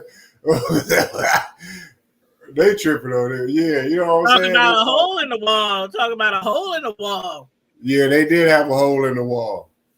They was putting holes in the wall with their grubby ass. Oh, my mom was watching us on Facebook. She got the eyes. She giving us the eyes. Well, it's the truth. Well, shit, and to be honest with you, hell, you ain't even have to go to Council Bluffs to see the nudies. If you went to the right spot at the right time, including some churches, you'll get to see it all. Don't make me start busting folks. I'll get to pulling coattail at my grandma. She said, I don't even want to know. You don't want to know what I be going over there for, Mom? I'm telling you, I'm just going there to do a review. I'm just going to do a little secret recording. I'm going to take my phone in there, and I'm gonna secretly be recording and stuff, so I can let y'all know what they got to offer. Then let y'all decide if y'all still want it down there or not. You ought to be shaming yourself. She about to pull a Putin move. That's what she about to do. She about to pull a Putin move. She's about to literally just go and take over some shit. And speaking of which, Sister said there's an adult store called Adam and Eve on South 84th. Yep. Oh, no doubt. Peep this out though. Why is it that every so-called Black History Month, every fucking year, it's always something. Somebody going to war, or we got to go do this, or China's digging it, the Chinese president digging in his nose, the North Korean Kim Jong-un digging in his ass. Oh, the UK Parliament, somebody over there got the bubble guts. Is you got to why the fuck do we always feel like that we got to be say the bubble guts? Why is it anything that goes on, and then you got Creepy Joe with his old decrepit ass, and y'all everybody talking about Trump was one damn thing Donald John didn't do, and I ain't a fan of neither one, but one thing that clown didn't do, he didn't jump his ass up over there talking about, we're going to put sanctions. And you watching this man in front of the world doing the job of the Rothschilds, literally invading a sovereign nation to take over their banking system. Basically, that's what it's all about. And you're going to say, well, we're going to put some sanctions on them. Man, the Russians don't give a shit about no damn sanctions. Look at the gas prices. It's funny how when I'm about to get me another vehicle, gas and shot up from what, $1.99 up to damn near $4 in less than a few months. Really? Ain't that much damn traveling going on right now. When folks were doing a bunch of traveling, gas was cheap. Had a little break, now all of a sudden, now that this variance is all of a sudden is calming down. You ever notice before the pandemic, the gas prices was low. When the shit hit, every damn thing went sky high. Mm-hmm. Now you look at it on the shelf. You go to Walmart, ain't no dollar no more. Now for a slice of cake, especially the lemon kind, $1.24. Mm-hmm. It ain't no dollar no more. 99 cents, yeah. Now the 99 cent store ain't $1.99 no more. It's $1.24.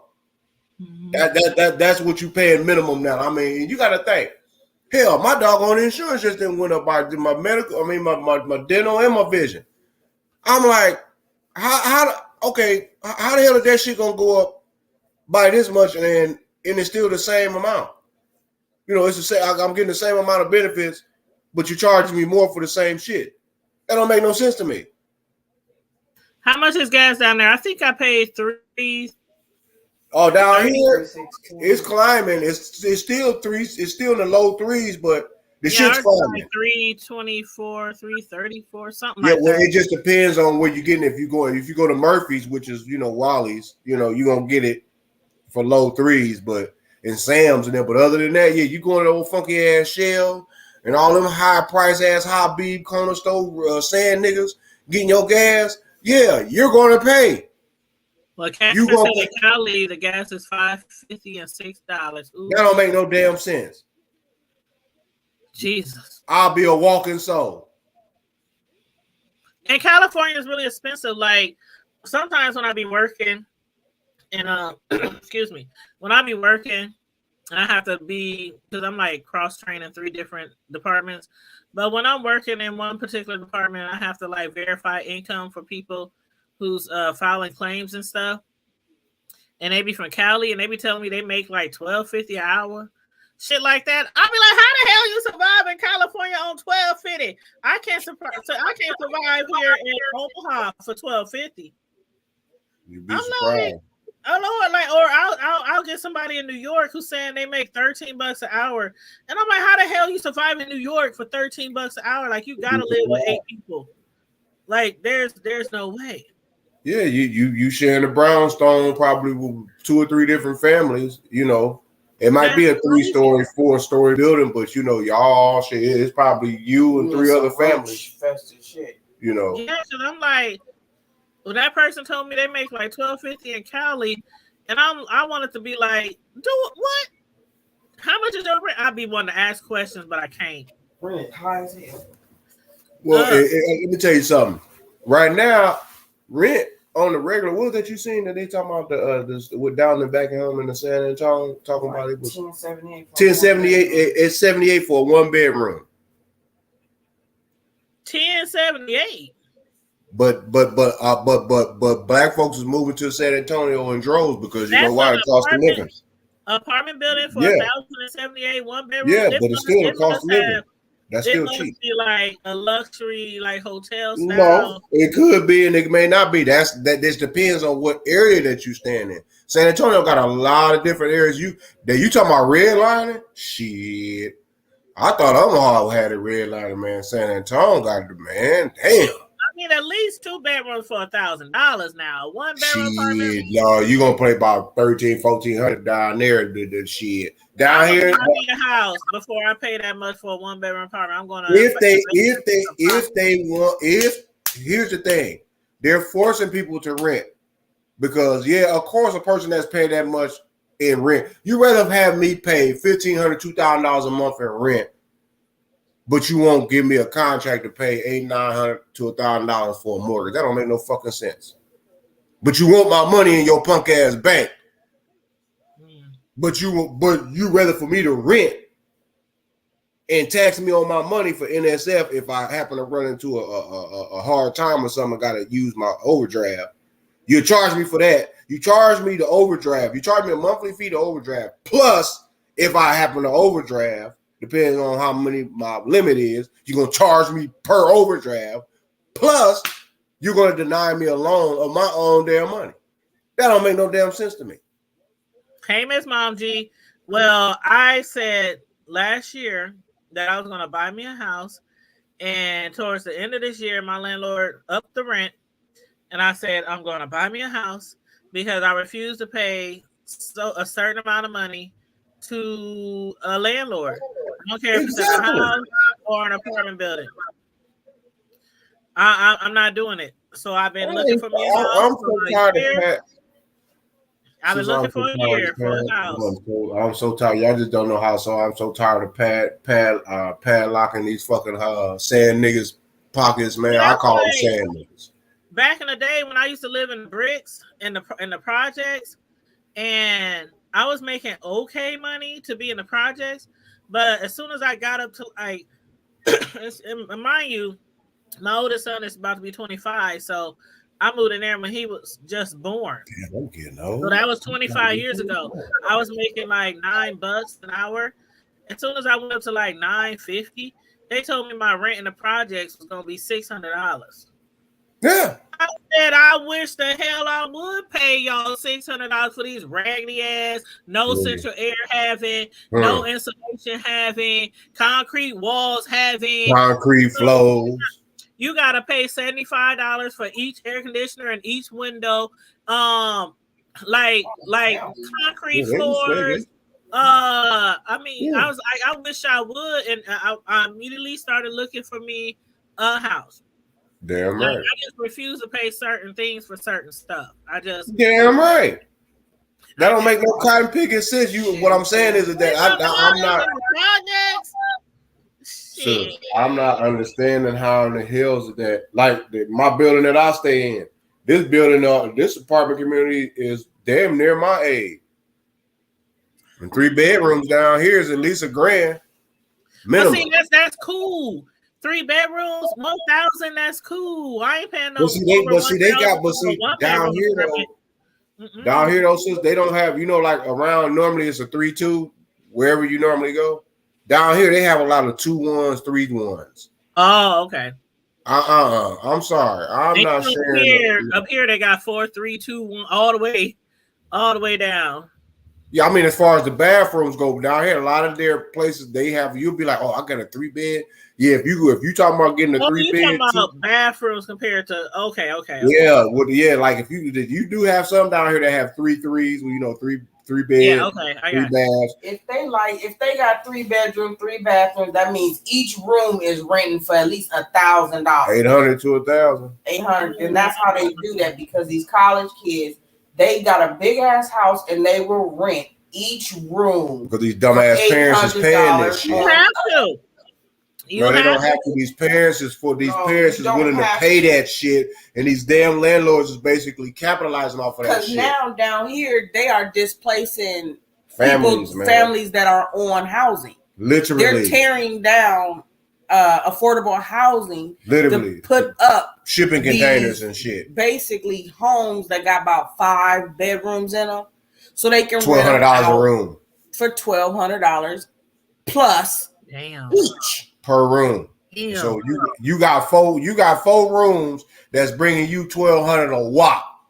You do the math. You got a row house, and these college kids' parents are paying that. Let me break this. Let me break this down to you real quick. I need to see the layout of those bad boys. No, pick this house. I'm about to break. This is about to use your visual right now. Here's what I'm about to give y'all. I used to work over here at this student housing that the developers, they were young. They were probably in their early 30s, lower 20s. Anyway, these some rich dudes. They're out of Dallas. They came and bought. There was some 2-bed, 1-bath duplexes. There was probably, I'll say, 8 of them. They bought a whole row. Mind you, they built these houses. They told while they was tearing one down, they was building the other one. And then when they finished building it, they was tearing the other one down. They was going down the block. Dude said he spent probably about 200, maybe 200 he probably spent between 200 and 250 to build these doggone joints up, right? Now, mind you, these units, each one of these housing units are 4-bed, 4-bath, and they were starting off. The smaller house units were starting off at $1,200 a room. So he had 4 medium-sized houses and 4 big ones. The big ones had 8 rooms because it was like 4 at the top, 4 at the bottom. Now the eight rooms had just the 4 bathrooms instead of 8 bathrooms. It was like 2 big bathrooms on each one. But still, mind you, you have a house at $800. I mean, you have a house with 8 rooms. And since it's the bigger one, you're charging $1,500 a room. So you do the math. I got 4 houses alone, right? That I'm charging $1,500. So $1,500 times 8. If I'm not mistaken, that is 15 times 8. That is got to be, hold on, wait. I got it. 12,000. That's 12. That's 12.4. Okay, well, 12.2 or whatever, right? So you're making $12,000 a month off of each house, which is 8 rooms. That's just 4.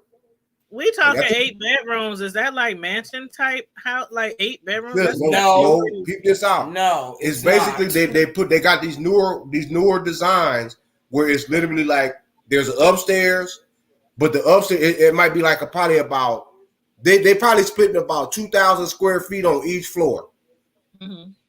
Plan basically, so probably about 4,000 square feet somewhere around there all together for the home. But it's upstairs and it's the downstairs, but it's like 4 rooms on each one. So you're making 12.2 per home. Now you got 8 houses, but you got 4 that you're making $12,000 out of a month alone. So if you got $12,000 times 4 a month, that's $48,000 a month. Dude is making over $500,000 to $600,000 a year just off of 4 houses alone. The other 4, he's making $1,200 a room times 4. So he's making a little bit less than 12. We might be making about between 8 and 9, somewhere around up in there. But still, you're making almost $800,000 plus a year just off of rent. But y'all only spent about $2 million to build all of these properties. How fast you think he's gonna get his money back? Overnight. I met one of the owners. He said, "Man, I can't wait." He said, "Man, he said we're gonna recoup this shit in probably less than a year and a half, couple of years, if that." They were, I'm talking about, they were like kids in a candy store. They were excited tearing down them old buildings, throwing up them goddamn these shipping containers. And this is before the prices of lumber started going up. Yeah. And that's why that this is going up like that, sis. Because people are willing, they're for because they built all these houses right next to some houses where people were paying rent $600, $700, $800 a month, $600, $700 a month. So that made the apartments across the street rent go up. Property value. 2-bed, 1-bath went from $600 $685, $700 to $850, $900. Why? Catherine said there are some families here in Philly paying $600. It's called the ceiling rent in the projects. I don't even. That wasn't even a ceiling rent when I was paying when I was in the projects years ago. I think the ceiling. Was you in a view? Was you in a was $7. I think the ceiling rent when I stayed in the projects years ago was $7. Was you down in Spencer or here? I was in Spencer. I was in Spencer by the liquor store. Over there by I know where 30th that Dailies. By Dailies. Wow. I was way in the back by the interstate. I was the last row by the interstate. Yeah, I know what you're talking about. Okay, so you were closer towards 27. Right. Mm-hmm. Wow, and I was farther away from Daily, so I basically was like the last unit almost. I know where you way to the back and the farthest away from Daily. So I was. Was you closer to? Was that Bristol? No, that wasn't Bristol. Bristol was on the other side with the bridge. Yeah, they both Bristol had bridge. So was it was it Bristol? Was it Benny? It's either Bristol or Benny. It was Bristol because Benny was it was Bristol. I was by Bristol because Benny is on the other side of Dailies. Yeah, Benny is over there Benny's over there towards Howard Kennedy. Right, towards Howard Kennedy. So I was by Bristol side. Yep. I was way in the cut. Oh, I know exactly where you was at. Uh-huh. Yeah, that was a cut. Mm-hmm. All the nigga shit went up in the front, but all you had to do was just walk around the corner, and it was the nigga shit was right there on the backside. Yep, literally they cut the hell up back there. Just sad, just nigga shit everywhere. But yeah, girl, because I had wanted to go live. I had missed y'all little thing the other night. I was just tired, man. I know. I understand. Trust me. Sometimes I'll be on here. It's been cold, and then it's like, okay, we waking up. It's 30-something degrees. By lunchtime, it's 78, 80, 81. Y'all probably be sick down there, all the fluctuating. And then turn around by the time I get off of work at 4:35, wind changing up and the temperature dropping, and it's 50-something degrees. By the time I get ready to kick my shoes off about 6:37, temperature to drop down to the 40s. Waking up and it's 30. You don't know what to wear, huh? You walk out the house and then by noon you need shorts. By 7 p.m. you need a coat. By noon I'm sweating bullets at the time, and they got the heat on full blast. With the laundry room going, how you have the laundry room on? How do they know? Like, it's kind of hard in companies to fluctuate the heat and the air. Off and on, off and on, off and on. Oh, and let me tell. Can I say this? I know I'm going all over the place, but I got to look at TV. I gotta put up the banner. I gotta put the banner. Somewhat. Look to you, business owners, and particularly those that own hospitality. It ain't too many of us on hotels and motels, but I'm talking to y'all anyway. Can I tell y'all a little secret? Pay your motherfucking bills. Because y'all wonder why folks don't want to stay at your punk ass properties. Y'all wonder why y'all raggedy ass buildings and hotels and shit is falling apart. I'm talking to you saying niggas. I'm talking about to the ones that the government gave all the hotel businesses to, the hospitality. Y'all know who y'all is, the Patels. Y'all know exactly who the fuck y'all is. I'm talking to y'all. Pay your damn bills. And particularly, I'm about to put y'all on blast. In fact, Prism, pay your damn bills. How in the hell did I got an $11,686.76 invoice from October? How in the hell do I got a $16,680 doggone me bill from a reservation system that y'all motherfuckers ain't paid? And about to end up getting us shut down. I got a doggone me inspection coming up on the 17th. Y'all still ain't fixed shit. But y'all crying about what are we doing? What owners get mad at the management company because they're asking for money to get this place fixed up and get it up to par, and y'all worrying about how come rooms ain't being sold? Stop lying to the public. Y'all getting these old ass hotels in these buildings. Y'all not renovating shit. Y'all getting folks sick. Y'all let any and everybody stay up in your shit, even families with COVID. Ask me how I know. I'm so sick of y'all Habibs. I'm talking to all you Habibs in particular. You know, you red sand dot niggas. No. Ooh. I'm about to be up on y'all neck because I'm tired of y'all shit.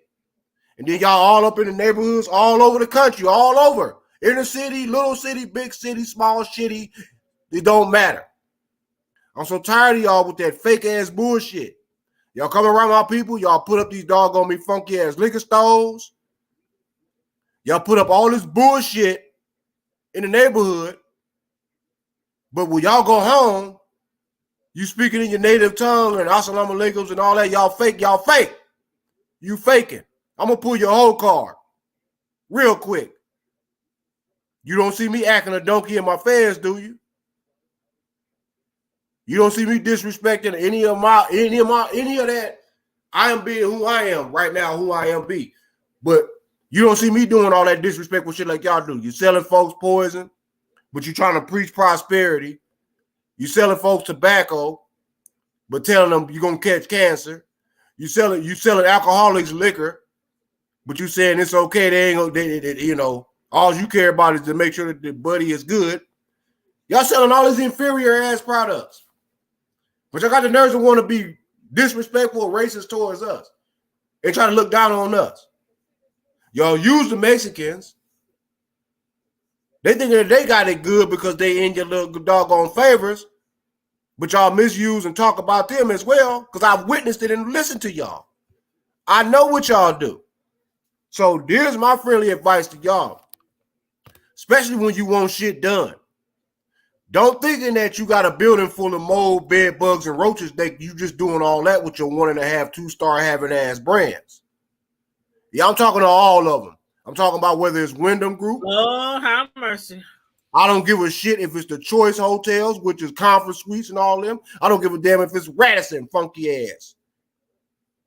Or Days Inn. I don't give a shit. I'm so tired of y'all running around here misleading the public and thinking that y'all doing something. Oh, welcome to my castle. No, fuck you in your castle. Take your bitch ass on back on over there to wherever the fuck you from. And move on. Now I'm about to get up on my La Raza family real quick because I'm kind of getting tired of y'all motherfucking asses too. With this always want to be y'all trying to be racist, prejudice, bullshit. I ain't talking about all of them. I'm talking about a lot of the elders. Y'all really need to quit because a lot of y'all is already an eye blink away from ICE running up in your motherfucking house. Y'all thought Trump had y'all asses around here. Oh, you can't get away with my kids. I don't know what to do. Yeah, it was fucked up. But look how long they've been doing us like that. They still killing us down the street. And George Zimmerman, if your funky ass is watching this, keep your ass out of Texas. Yeah, you know he lost that lawsuit. And keep your ass out of Nebraska. Because I did something like, I will, man, dude. Oh, we don't want him here in Nebraska. Dude, I will ride a moped all the way to Omaha, Nebraska, nonstop. You get 100 miles a gallon. I will take the trail. I already know the trail system and exactly how long it would take for me to get from where I'm at in Texas to Omaha, Nebraska through the trail system along on a moped. And it will probably take me about 2.5 days. But I can promise you, I'll get there. And when I get there, you better hope that your ass ain't there. Because that'll be the first time that you come to Nebraska. Might be the last time that your ass will ever going to visit the great state of the Cornhusker State. Anyway, that shit that he just pulled, that's that taunting shit. And then these Karens. Oh, y'all know I got to get on Karen because Django was in the house. I don't know who that brother is, but I want to congratulate that man, my personal self. Because them 17 slaps from the back of the church, that was them. If you don't sit your ass down, I'm gonna beat your ass. Wait till we get home. I am going to. Did y'all see that video to the people in the chat when that white man got slapped down by that black man 17 times? Now that's what you call of open backhand pimp slap. That's a Bishop Don magic wand.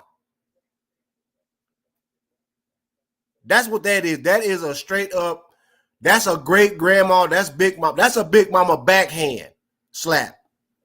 You know, when Uncle them get drunk, get your ass up, Earl Ray and Lee Earl, get your ass up out my damn house. Well, mama, bow, bow. That's, you already know. That's where that slap came from.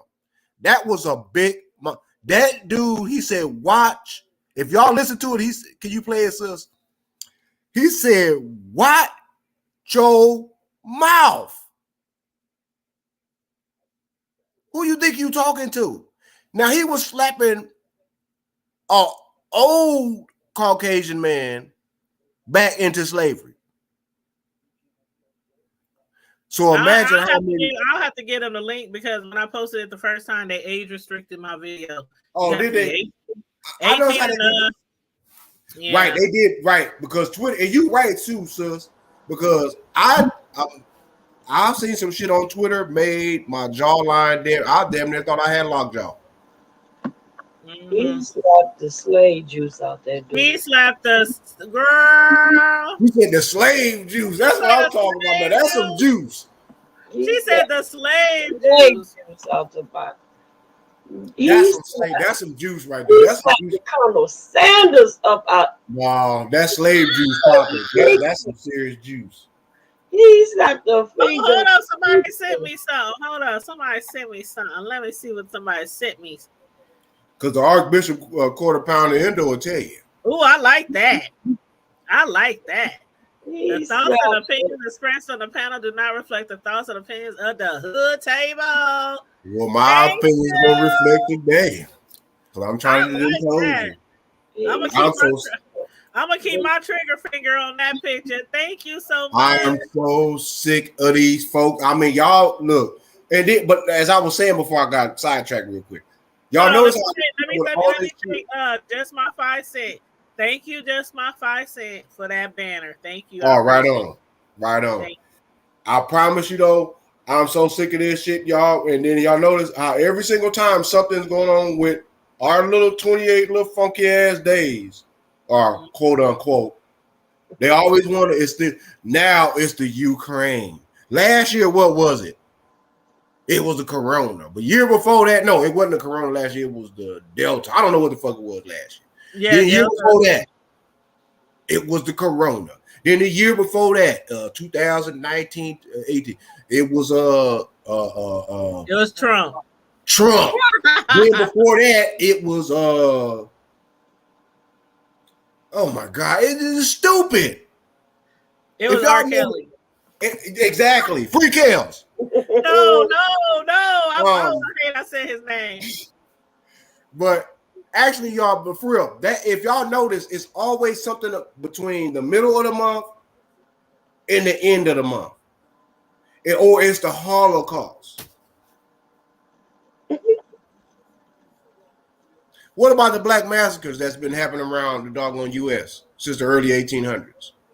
Slocum, Texas, New Orleans, Opelousas. $500,000 to $600,000 a year just for 4 houses alone. Chicago, you name it, Rosewood. I mean, man, we can go there. East St. Louis. My grandmother told me about that, and she was my grandmother was, if I'm not mistaken, 1919. I think grandma was like 18 years old when that shit happened. 17, 18 years old when that black massacre happened down in East St. Louis, when them white folks came after World War I and came back down there. It was coming across the bridge over there. Mobs coming up, just burning black folks shit down, dragging them all out their house and all that shit. Hey, what's up, Kenola? What's up, Kenola from the NOLA? So it's like, for me to have, I'm not mad. I mean, it's kind of fucked up what's going on in Ukraine and all that, and the Holocaust, but that ain't got nothing to do with what's going on right now. What about right now? We still getting killed. Our kids are still getting abused. Our women are still getting violated. Now they trying to make that new law on the cameras so we can't even record the police anymore. Can I? They ain't looking out for us at all. Miss Sislo, what you guys say about that? Because they always looking out for the police officers. It's not. It's a matter of control on all levels, y'all. It's not just like it's an overlay for the underplay. That's exactly what it is. But let me tell you, there are so many things that we really need to be concerned about, y'all. Some of those issues that we need to be concerned about, just like the situation with Wendy Williams and the money. These banks are changing rules at Liberty. Have you seen the show? Have you seen Sherry Shepherd? Have you seen her on the show yet? But I'm talking about this banking system, though. So oh yeah, okay. The rules to the point to where the bank can change the rules on how they handle your money, and they are steadily dictating. It's more than that going on. I had a situation with the bank just recently where they had my money and they switched up and changed the rule and pretty much got me out of almost $300. And they're doing that with people with like if they can do it and get away with people with Wendy, they can do it to us. Exactly. And you got to. I'm telling you. Mm-hmm. Find you, honey. One thing that we got to come together to do is find us a black banking system and support it. But at the same time, you got to, know the ropes and know what they're doing because they changed the rules. Some of these banks that you think are FDIC regulated are not. Mm-hmm. And they making their own rules, and they change those rules as it is convenient for them, and then they switch it up, and then they got your money tied up, and they telling you when you cannot get your own money. Mm-hmm. Or they get you into a loan, and then they change the rules. Then next thing you know, you think you got a couple of years. Come on, somebody. You think you got a couple of years to pay off a debt, and you wake up and they telling you gonna have my money by tomorrow. You gonna have access to your own money. Mm-hmm. You gonna get your ass off my property. Y'all. I mean, I'm telling y'all, don't overlook this stuff. That's right. Teach them. Don't overlook this stuff. And whenever there is a war, then they start looking at assets. And that's why I've always believed for the longest not to keep all my money in one basket. You can't, y'all. I truly believe that. I learned that a long time ago. I might have 3 different banks. I might have a debit card, a debit deposit card to put money on. I might have a Cash App card. I might have this. I might have that. But I never keep all my eggs in one basket. Never. And I thought I was that a long time ago. I got screwed big time a long time ago by a bank, and I was like, "Ooh, never again." Oh, they had you bolted down. Bolted down. Mm-hmm. Yeah, and all my money was in one spot, and I couldn't do anything about it. Evangelist is teaching tonight. Well, I'm so Evangelist Sislo. It's too much of it going on, y'all. I'm so serious. And like if like the Lord has blessed you to be able to get a home and everything like that, you got land, baby. I don't care. Grow your own food. I'm gonna start a garden up there. You can start a garden in pots. That's right. Teach them. Oh, wait a minute, and bro, I'm gonna hook you up to this dude. His name is The Lead Farmer 73. You are definitely gonna love this guy, dude. What's his name? His name is The Lead Farmer. He sound familiar. That dude, he's an African American brother, and he be spitting knowledge. Girl, this man, he'll tell you get out and grow something. That's the first thing he say. Get out and grow something. He talk about like you can make your own. He teach you how to do anything. That's right. And he don't charge nothing for the knowledge that he given. He teach you how to do all. Oh my God, so much. And it's like, it's a blessing. I found his channel. Mm-hmm. But I'm telling y'all, him, and then it's an older lady, African American lady. Her name is Granny something. I can't think of the name of it. Same thing. And I thought I was just the only one having a problem with my banking stuff. Her and him having problems with their banks and stuff. They were doing the same thing. I was like, oh my God. I kept saying, this can't just be by They about to zero out the money. They got, and like they keep saying, it's a chain shortage. It ain't no chain shortage. Walmart say that all the time. And the guy said, the leading farmer, he said, you know how old folks used to keep jars of money in jars in the garage and all this? He said, go back to doing that. Yeah. Say your change. Say your change. Say your coin. Say all that. KM said Miss Sislo is a wise woman. She said she's listening. I'm serious. It's like don't keep all your money where people can find it. I'm telling you. Anytime the bank can sit up and take millions and freeze your assets and tell you they're gonna pay your bills for you and you can't, it's something to that, y'all. That was messed up what they did to Wendy. And I don't know, like we don't know really, really, honestly, truly, we don't know what's really going on with her. We just know what's out in the media. But for them to them to deny her son the rights, her next of kin, basically, the rights to be over her finances, money that she already earned. That she already earned. Right. This is money she earned by the sweat of her brow. No matter how she did it, it's hers. They're leveraging it. That's what they do it to all of us. You got to think how many millions that she may have up in there. You got to think, y'all. Yeah, because they didn't do it until she wanted to pull out from the bank.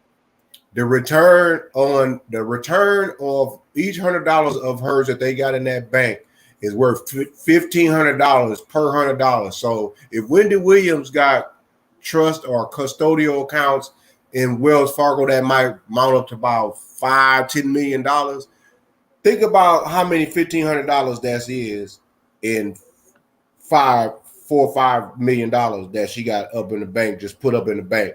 Imagine how many $1,500 per $100 out of that $4-5 million that they making. They're making hundreds of millions of dollars off of that woman's account alone. Exactly. And see what a lot of people don't know is your money just don't sit in the bank. They use it for collateral. They invest your money. They invest your money. Your money. They invest it. And then they turn around, and that's where you get that. When they say you get interest on your money if you leave it in there a certain amount of time, that's because that's when it matures. When the investments that they make, that's when it matures. $1,500 per $100. They invest your money, and then when the investment come out, that's why they don't like for you to pull it out before at a certain time of the month. Exactly. Or they try to tell you got to keep X amount of dollars in your account every month, or this and the other, because they're investing it. Yep. $1,500 on your money out before they're done with that investment. Then they got to pay interest on what you just pulled out. $1,500. So they can't make what they're trying to make off of you.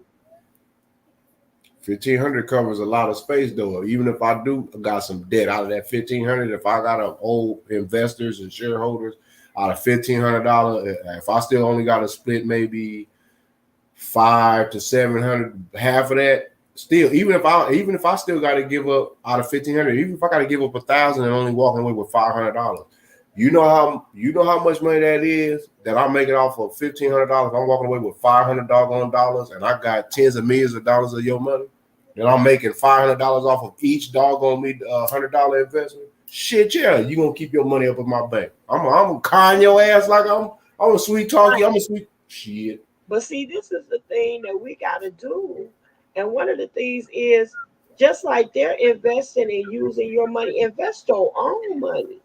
There it is. Invest your own money, and you know what you invested in the things that you like. That's right. If you like hot sauce, if you like Pepsi Cola, if you like this, then buy you some stock in it. That's right. Let your money make money for you, and forget about it. That's right. Forget about it. If I wasn't living from month to month right now, I had investments and I didn't touch them. When I had jobs that would give me a 401k, I let them match it. I had money in there, and in 1 year I made. That's how mine is with my job. They matched my 401k. Yep, they match your 401k. I made $5,000. I made $5,000 on 1 year doing absolutely nothing. Mm-hmm. So imagine how much you can make depending on what you invested in compared to what they was willing to offer. Yes, take that money. And then our own stocks. Then we got stocks in our company too. They gave us stocks. Problem with our people too, sister, add on what you're saying is that everybody's so enthused about our spending power. But you don't hear nobody, you don't hear no other nationalities, the Jews, the Chinamans, the Asians, nobody, you don't hear nobody else saying anything about their spending power. You know about their saving and investing power though. But we got 1.2, 1.5 trillion dollars we be spending. Yeah, we sure do. We done went from 99% producers to 1%. We done went from 99% producers to 1%. To 99% consumers. We don't produce shit. Nothing. Our money when the money leaves our hands in the inner city neighborhood, don't you know that our money supposed to circulate? It used to be days and weeks. Now our money circulate within the inner city neighborhood within a matter of hours. That shit is gone. Yeah. Literally, I'm talking about gone. Like it's not recirculating in the neighborhood. Compared to the ages is 27 times. For any of that. Mm-hmm. Why? Anything even in our own neighborhoods, it's way more other businesses than black-owned businesses nowadays. But that's the problem. That is the problem right there. Put it to you like this, sis, and I'm gonna ask you. I just want everybody's outlook, not opinion, or I just want your outlook. How many businesses of ours, our people, skin folk, kin folk, don't matter, folks? How many of those businesses have y'all ever seen in the Asian community, an Italian community, a Korean community, a Jewish community, or even a clear community? Exactly. But I go a step further. Well. I go a step further. How about when you go to the nail shops? Speak on it. How many black people do you see working in the Asian nail shop? Speak on it. Well, see, back in the day, at least in our city of Omaha, Nebraska, we used to have a whole bunch of black-owned nail shops back in the day. Albeit some of them were in-home nail shops, but nowadays it's very rare you even see a black-owned nail shop, and definitely you don't see no black people in the Asian shops. Now in Detroit, you see black people working in Asian nail shops now. Yeah, that's Detroit. But guess what though? Most of them are owned by the younger Asians. I know. They love and those younger Asians who are into black men, and they got they hang around black crowds, and they grew up in an area with black people. That's the thing. That's true as well for the restaurants. Like, I do believe that a lot of the older Asian persuasion or Indian people, or things like that, they might come over here to help their children start their businesses, but a lot of them still, the older ones still live overseas, and they have their children over here working and sending money back at home. Well, they retired. But the bottom line is, it's all about family when it comes to these different cultures. It's all about family. No, that's not what it is. What it is that they get a huge tax break. That too. But it's still about family. Bottom line, they not like us. That's the whole entire family working in the restaurant. You know why? And they all making that money together, and they all going home together, and they all they bank account.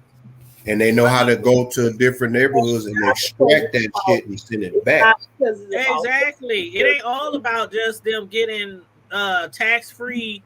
I mean, I'm talking about it's bigger than that for them. It's bigger than they work. Yes, they work together. Yeah. Oh, and they didn't hook up. We can't do it. You is they get huge tax breaks. Oh yeah, extremely huge. When they hire each other, if you hire, I mean, they don't get taxes for like 7 years when they come here. That's why they switch up and they put the business in different ones' names every so many years. You notice that you go to the Arab stores and Sam owns it this week, but next year is Bassam's. There it is. Okay, well let's look at the Mexicans. Oh, we see them all the time. They the same way. They'll open a business. Everybody be working there, and they ain't just move here. They ain't getting no tax breaks. They all living in the same crib.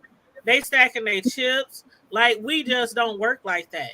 They got a plan. No tax breaks. We just don't work like that. Right. We can't do anything together. We can barely go to church together on Sundays. I want to add on. We can barely plan a family reunion. We can barely show up to a wedding on time. We can barely. I mean, I'm sorry, but we just barely. Black people, we ain't like we used to be back in the Big Mama days. Back in the, we just not. Families is no longer like that anymore, and I don't know why. I don't know why. Oh, it's really sad. It's up to our generation, though. The mantle is in our hands. I mean, it is. We the new grandparents. One day, our grandkids and great grandkids and great great grandkids is gonna be putting us in the tune.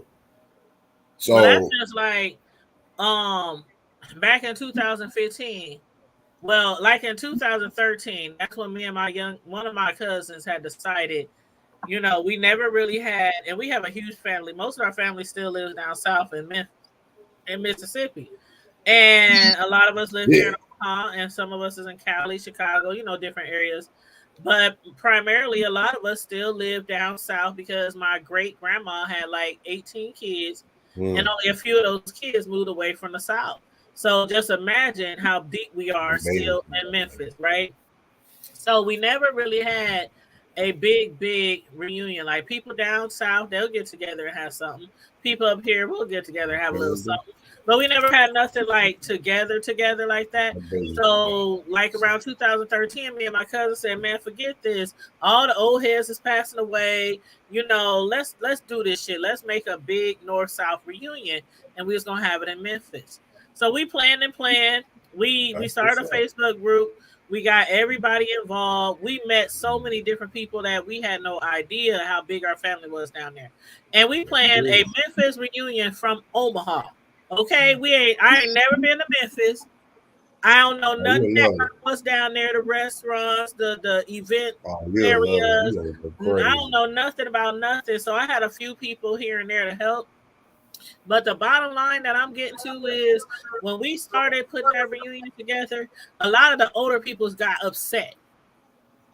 Wow. Saying we need to give them the reins. Now we didn't. When I say I got a spreadsheet of 500, at least 500 names. Wow. I'm talking from the grandparents, the great uncles, all the way down to my first, second, third cousins. Like That's what's the name up. of all their children, the name of their husband. I mean, when I say we went hard in the paint for over a year. That's what's up. We mailed out hundreds and hundreds and hundreds of envelopes, flyers. I mean, and when we did, You just gave me an idea.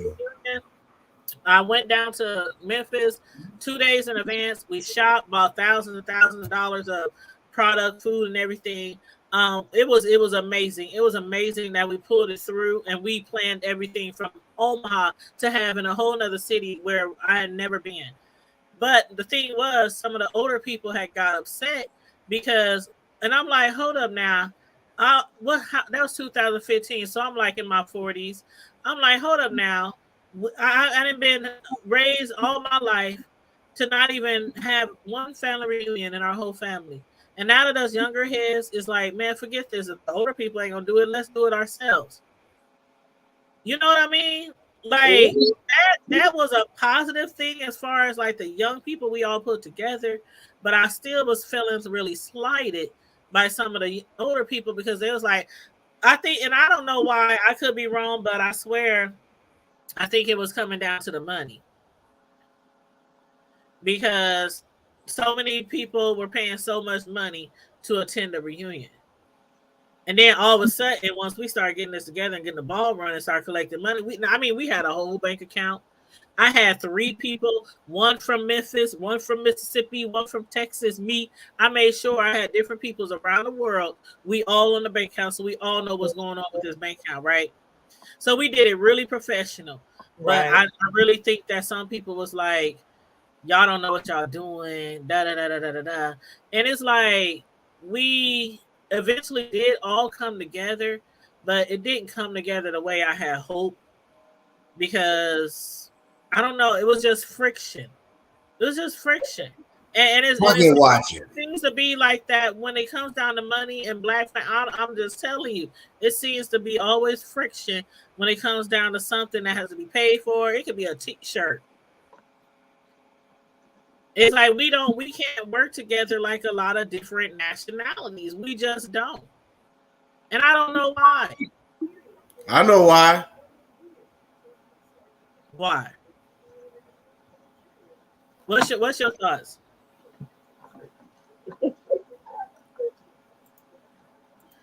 You know what? I'm gonna be nice. Girl. There's a lot. There's a lot of reasons why, but the first thing is this.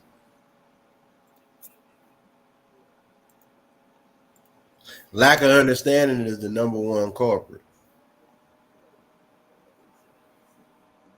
Because if you don't understand something, it's just like something new, right? Most people we gotta adapt to change.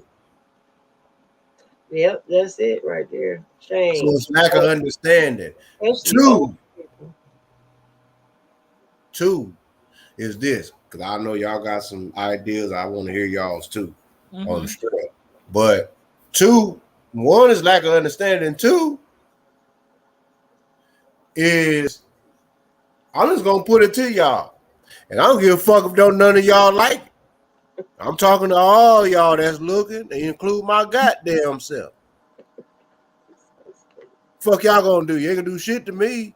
Look me up. If you want to find me, if you really want to find me, all right, we can go there too.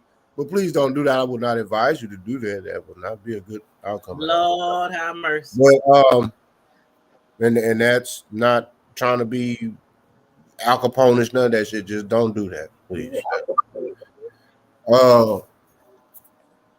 But for real, jealousy is a motherfucker. Period. That crabs in a barrel mentality. I was just about to say that. is the main second culprit. Okay, and I'm gonna be done because I'm about to break this all down in one little paragraph real quick. The planet Earth measures out to 24,896,000 square miles, which is equivalent to 25,000 square miles. When it comes to useful land, there is millions and millions of acres of land that can grow food to sustain the whole life form, every life form and livestock on the planet. Mind you, while we all spend at 1,037 1/3 miles per hour. With 8+ billion people on the planet, but there's only a handful of people that's trying to control and knock this shit all the way down to less than half a billion people so they can control every doggone thing that moves. So if the creator said that everything is bountiful, and if what goes in the earth comes up out of the earth goes back in there, so it's recycling, why in the fuck is we all got a problem with? Because because why? You got there before I did? Oh, my bad. So my $5, because my $5 bill came out crispy, but you got that old raggedy ass one from the crap house. Motherfucker, it don't matter, nigga. We still got $5. Only 5. That is our number 2 problem. And then I'm done with 3 because see, I just gave folks science on everything on. That means that everything is plentiful. There's do y'all not know? And I'm gonna say this: do y'all not know if every single living human being, if God was to give us 1 million years to live, I'm talking about literally for 1 million years, we still would not live long enough to experience everything that this planet has to offer. Now that is truth. High science, call it whatever the fuck you want to call it. That is, as we used to say, it's in the book. Read some damn time, study, research. But that is the problem with us. But everybody else is waiting up on us. They emulating us. They talking shit about us, snickering, all them niggas. But on the deep on the inside, those that know they wise ones or those other nationalities is like, man, I wish those people would really wake. What movie was that where he's got the screaming? Lawrence Fishburne, was it Do the Right Thing? Or was it? It was School Days. School Days. When he just got the screaming, wake up. Yeah. Just wake up. Everybody's waiting for us. That is the problem. That's why they can come in our neighborhoods, what they call deserts. Set up shop. Oh, we're gonna get your money for that donkey hair. We're gonna put that ass, you're gonna put that horse hair ass, you're gonna put that horse hair, you're gonna put that horse hair ass on your head. Cause we know you ain't gonna let it grow. We already know, yep, y'all gonna come on over, you're gonna get all this synthetic shit. You know what? We ain't gonna spend no money nowhere in your shit. We're gonna take this regular ass building, put a little paint on it. We're gonna make sure we're comfortable. Oh yeah, hurry up and buy and come back and go. Hurry up and buy. 7 days week. 7 days week. And guess what? Another thing we don't do, we don't support one another. That's the number 4. Yeah. Why? Guess what? Every Thursday, this is something in their community worldwide they do. Every Thursday, the Asian man goes and support his own. They go find somewhere good and eat. We be patron. Good thing. Because that means Ling Ling and Little Luchu can have their own store and nail and drive the newest Benz and have metaverse. Yes. Get metaverse. And they'll make you hurry up and come back and go. That's how they think. Yeah. Hey, a view. She said, hey, the hood table. Hey, view. She said, hey, the hood table. Hey, Snow. Hey, Moz in chat. Thanks for liking the video and sharing. Yes, everybody. Like that's just Like, share, and subscribe. I want to hear y'all now for real, because but that's what eats me alive about our people, man. It's like, dude, we got all the style and the fashion. Oh yeah, everybody's trending off of us. Don't that's like if can I say this real quick? Like with fashion, if you really put it down, some of the main ones that put it down on some shit that everybody that is literally all talking about, oh, this is high fashion. We talking to our sister now, and that's where she represent, and that's where she from, and that's where she come up, and that's what she represent.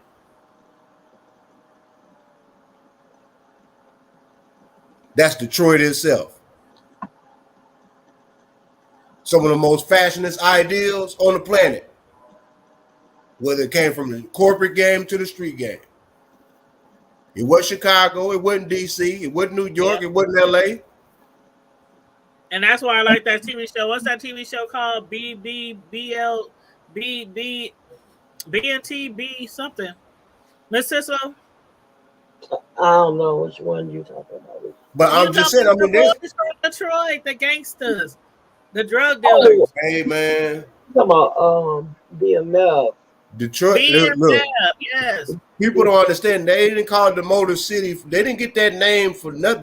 That's what you call lineage. That's like heritage. That's some shit that when 1,000 years from now, when they study, what was it in Detroit, Michigan? What was that? Where was that at? What is that? And they gonna be looking up. Remember that lady named Miss Cicelo, the YouTuber? She's from. I'm just saying. I mean, they're gonna look at the history. Alley 22. Oh, they the ones that manufactured and produced the, oh yeah, okay, Chrysler. Oh, okay. Music. Yeah. GM, Ford, Dodge. Okay. Oh yeah, look who buying up every damn thing right now.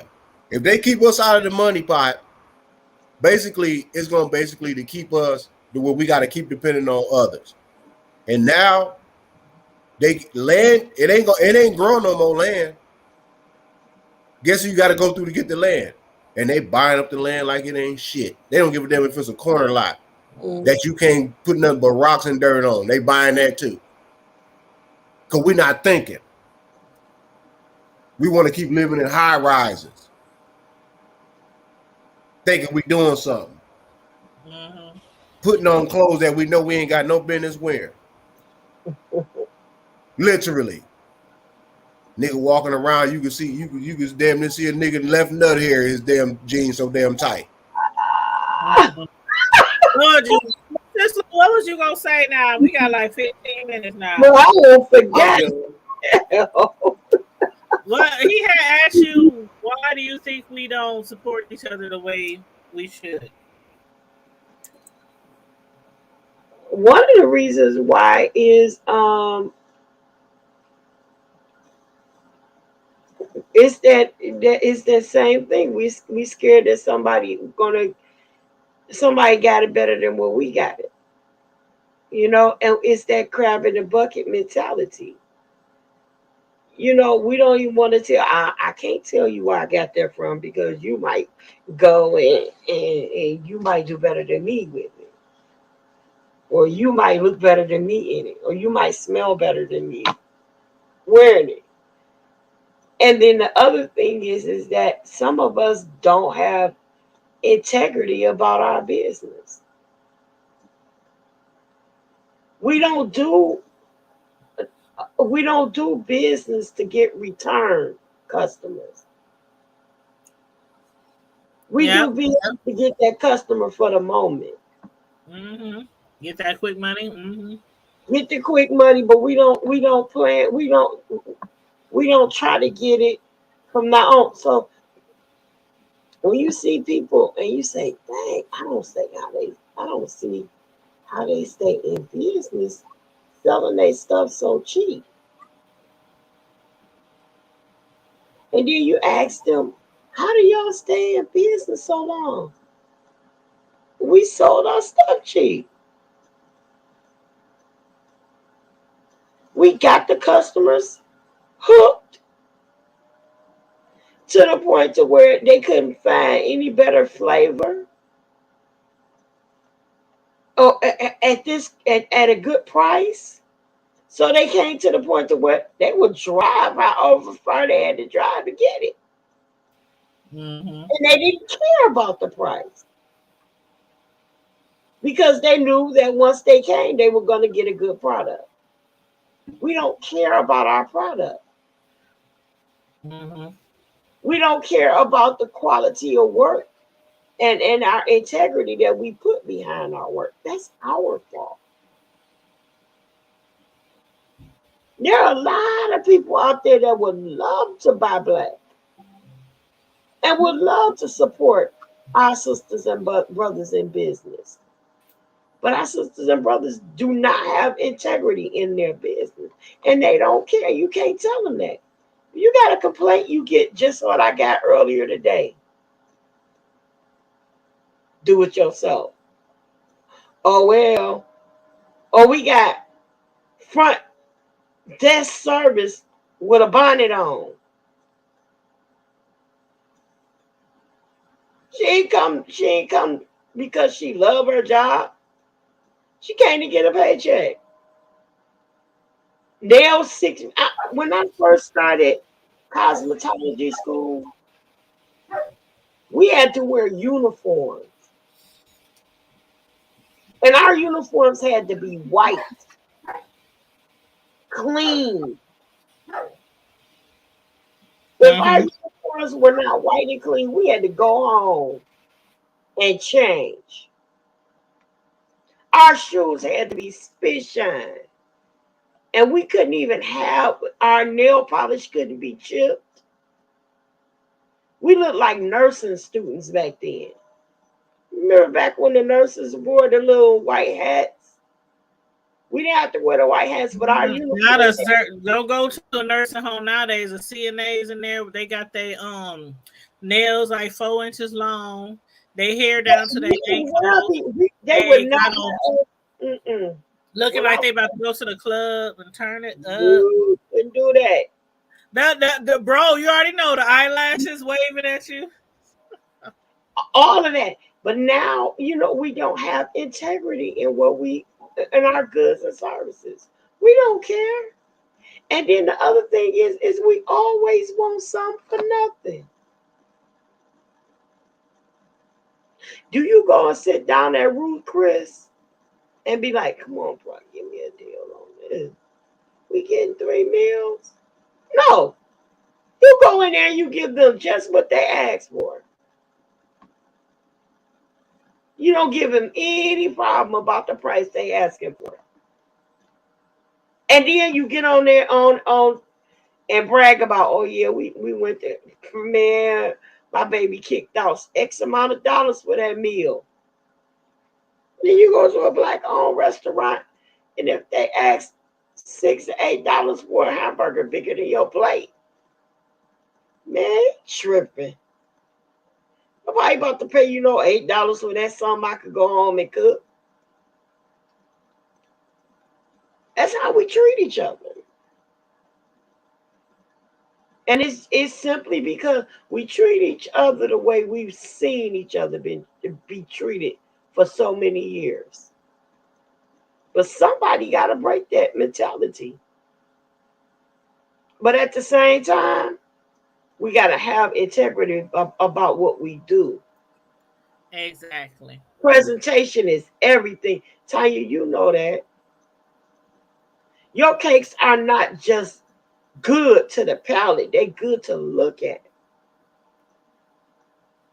You get repeat customers. Looking so good, I don't be wanting to let them go. They be exactly. Like, here you go. And they're good to taste. They taste as good as they look. Presentation is everything. But we got to care about it. We got to do that. So we made a bad name for ourselves. And anything, I don't care what you give, what you do, people will often appreciate I don't care. Like, that's why garage sales and things like that are good.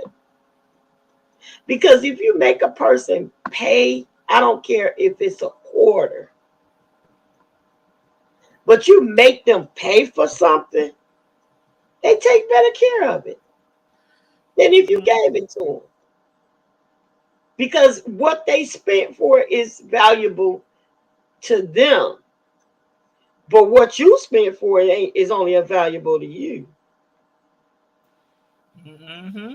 That's why they say, I don't care what it is. You can't give everything to somebody for free. If you don't charge them one but a quarter, charge them something. Because they're going to get their quarter worth out of it, and they're going to take care of it because they spent something on it. Mm-hmm. I agree. We definitely got to stop that crabs in the barrel mentality, and we definitely got to understand that presentation is everything, and that first impression is everything. Just like I'm doing a review tomorrow, not a review, but I'm going to give somebody a review and a recommendation, and that's that new soul food joint in Bellevue called Shugs.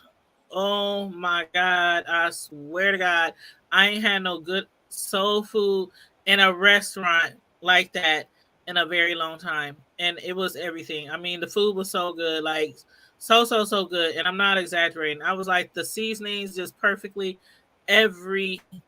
The lemonade, oh my God, I was slurping that shit up like it was my last drink on earth. I mean, it was just everything was perfect. I mean, from the catfish to the candy yams, the mac and cheese. I mean, everything that we had was totally delicious, and my friend, her meal was off the chain. And I told them before I left, I said, if you see a review from the Hood Table on your Facebook pages, get from me. And the man looked at me and he was like, give me some dab. We gave each other a little dab, and I was like, I'll be back. But yeah, you have to definitely, when you find a great establishment that's run by one of us, and if they do a great job, you don't just walk out of there and say thank you. You have to tell. You have to give a reference, give a referral, give a good review. You have to, because we it's not as many of us out there in the streets in the brick and mortars as it is other people. You know what I mean? And that goes back to the main reason why I started the Hood Table. And that was because a lot of things were going on in our inner city, in our community, that a lot of people didn't hear about. It's like, oh, you didn't see it on this person's Facebook page? You having a huge event and it's on somebody's Facebook page? Like, come on, we need to start getting things more circulating on social media. So everybody has a Facebook, IG, Instagram, Twitter, and it's like Black people hardly ever use the news or remember back in the day, everybody used to advertise on the radio stations. We don't even do that anymore. They just play music and that's it. So it's like that was a headache. That was one of the main reasons why I started the Hood Table, because I was like, and I still do that. People send me stuff all the time. And I always, from day one, advertise community events for free. If anybody wants to business advertise stuff like that, we can work something out. We can work out some arrangements, okay? You give value, sis. That's why. Right. That's why people love us. That's why people love you, because you give value. I mean, even to the ones that think that they getting over and doing something, like, oh, I'm it's free. It's free. Well, nothing's free. Whether it's your time is involved, something you gonna pay. Man, you gonna lose something to gain something. I don't give a damn if it's an eye blink. Yeah, you're right about that. So I mean, hey, if you got something to offer to the world, like you say, I mean, that's what social media was built for from the jump anyway. It wasn't built to just, like you said, like Sil said, we going for the same thing. You know what I'm saying? But you more worried about whether you get it first or I get it first or last. God, just if it's something good, like she said, if it's something good and it's worth it, promote it. Give a shout out. We do that shit when we go. Man, you see that latest movie? Hell, I'm about to watch one of these red boxes in there. Mm-hmm. Well, I am looking to get sponsors. I got one sponsor already, but that won't be until the movie come out. You know, Edward, the guy who's doing the movie about him being abused as a kid. You know that guy who wrote the book, and that the movie should be out soon. Me and Carmen Diva, we get some. Oh, so I'm gonna ask him. I promise. I swear to God, we ain't talked in a minute, so I haven't even talked to him. But I'm definitely gonna ask him, could we get you a ticket too? But we get some red carpet tickets and everything, and premiere tickets and all that. And we're gonna run this, promote his video on our website, on our Facebook, YouTube, and he's like literally my first sponsor right now, unless some more come before this movie come out. But that's gonna be cool. Like he's gonna pay us to run his, his previews and all that kind of stuff. And yeah, I'm like excited. So, but I want to get more sponsors, and I want to get some that are local, some businesses that I really, really love. Like when I do sponsors, I'm just not gonna sponsor anybody who's willing to pay us for some advertisement. I want somebody that I really, really love, because I don't want nobody like, I seen y'all on the hood table and we went there, and you know what I mean. So yeah, hopefully that'll all come into play this year. That's what I'm praying for, to get up off the ground with sponsors and stuff. That's what's up. Yeah, you taking it there. That's how you do it. I mean, it's your brand. You branding yourself. I mean, we all gotta find our channel. You know what I'm saying? You ain't trying, you doing it. We all gotta find, and remember this. And I'm gonna say this because this is a gem that a youngster had put on my brain. I think it was yesterday. It might have been the day or yesterday, but I like how he had put it with, basically, it's like basically document whatever it is that you do, document the process of what you do, put it in an ebook and brand it. And saying go from there. I said, well, damn. Yeah. I got many skills, so it's my time to start working on that ebook. Yep. Absolutely. We all got talents. We all got skills. Miss Sisto working on a book. I can't wait till her book comes out, and of course we're gonna be interviewing her on the hood table when her book comes out. Promoting Tell all the business. Get her some sales. The last person's book we promoted. Every time we promote somebody's books, I swear to God, they get so many sales from the hood table. So we're gonna do the same thing for Miss Sislo when we do her review and everything. And then right before we do your review, your interview, Miss Sislo, I'm gonna put that interview back out there probably like a week before your book release. That help promote your book too as well. But yeah, we're gonna get you some sales. You're gonna be a top bestseller. Speak it. And they might turn your book into a movie because the shit that you went through. I mean, child, bro, I don't think you've seen the interview. When I interviewed about a year ago or so about what she went through as a first lady. Man, you talk about the things I would have done with a weapon up on my husband.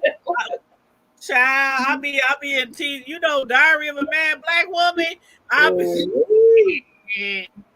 Yeah, I mean that's he in that wheelchair in that world tub, and he would have went all the way under and stayed under. Girl, listen, it took all of the Lord in me to keep from going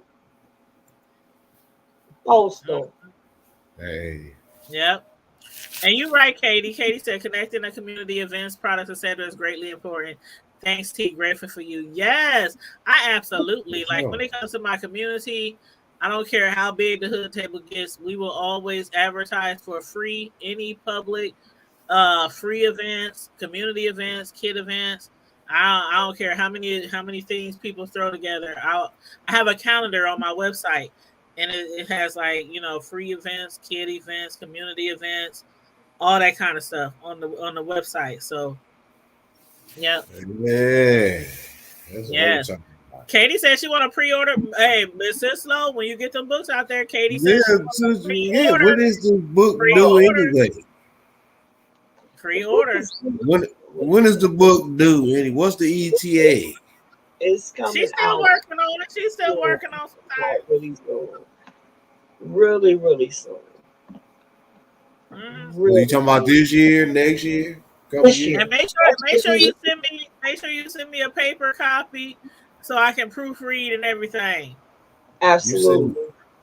You said when? Would you say this year, next year? This year, for sure. This year. Yeah. Yeah, I need to see that book. Yeah, it's one of those though. I don't know, bro. You might be a little too protective. Nah, he been like, where that man at? Where he at? I don't care if y'all divorced 10 years ago. Where he at? Well, I'm trust me, sis. I've dealt with some things, so I can understand. I'm pretty sure he probably want to take me there, but that's life, man. I mean, it's I got a good friend right now dealing with some shit. I ain't gonna even really. It's like, and these is peoples to me, and it's like the shit that I seen. I'm like. It's funny how half a day ago, I'm just now, this is the first thing I see on my feed almost a half a day later. Like, what? All she asked was just, everybody just pray or whatever. Pray for it. I'm like, niggas is getting out of line. Folks is out of line, man. It's like, yeah, the Most High, it's going to take for him to really shake shit up. And folks are still partying and bullshitting. See, that's why I'm waiting on. I'm waiting patiently for God to send me the man that He wants me to be with, because I don't want to hurt nobody. Shit. We all still doing stupid shit. Ain't paying attention. Hot grits. Ain't hanging. Ain't getting together. Ain't like-minded. Ain't doing none of that. But like I say, when that switch get cut off, be like-minded. You definitely gotta be like-minded.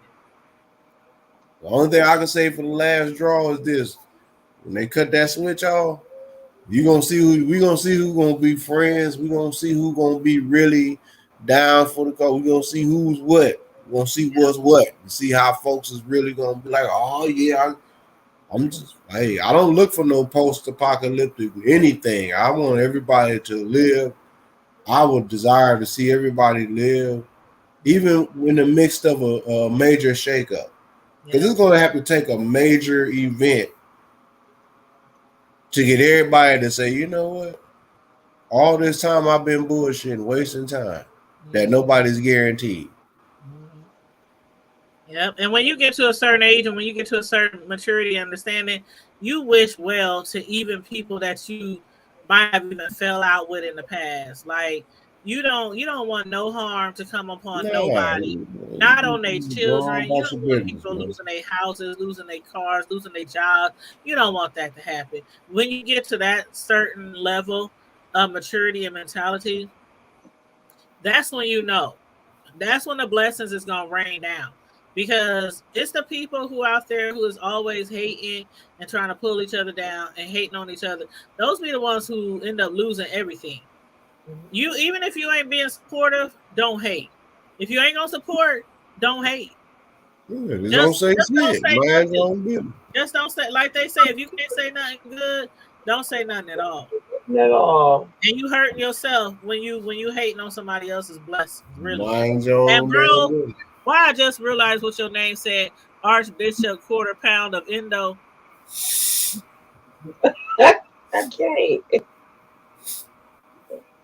I can't. You can't take literally just like 5 minutes ago was staring at your name like, what? Archbishop Quarter Pound of Indo? You can't take him though. Where? Y'all remember that song though? Y'all remember the McDonald's song? Y'all don't remember it? Which one? Big Mac, a layer of fish, quarter pound of French fries, icy cold milkshake, sundae, and apple pie. Y'all don't remember that? I remember that shit. I just did not remember that. Oh, Lord. Now, you know, when I used to work at McDonald's back in the day, we had the parades, and we used to have the parades downtown. And it wasn't just a McDonald's parade, but we were just part of the parade. And they would have the birdie They would have the hamburger. They would have the Fry Guys.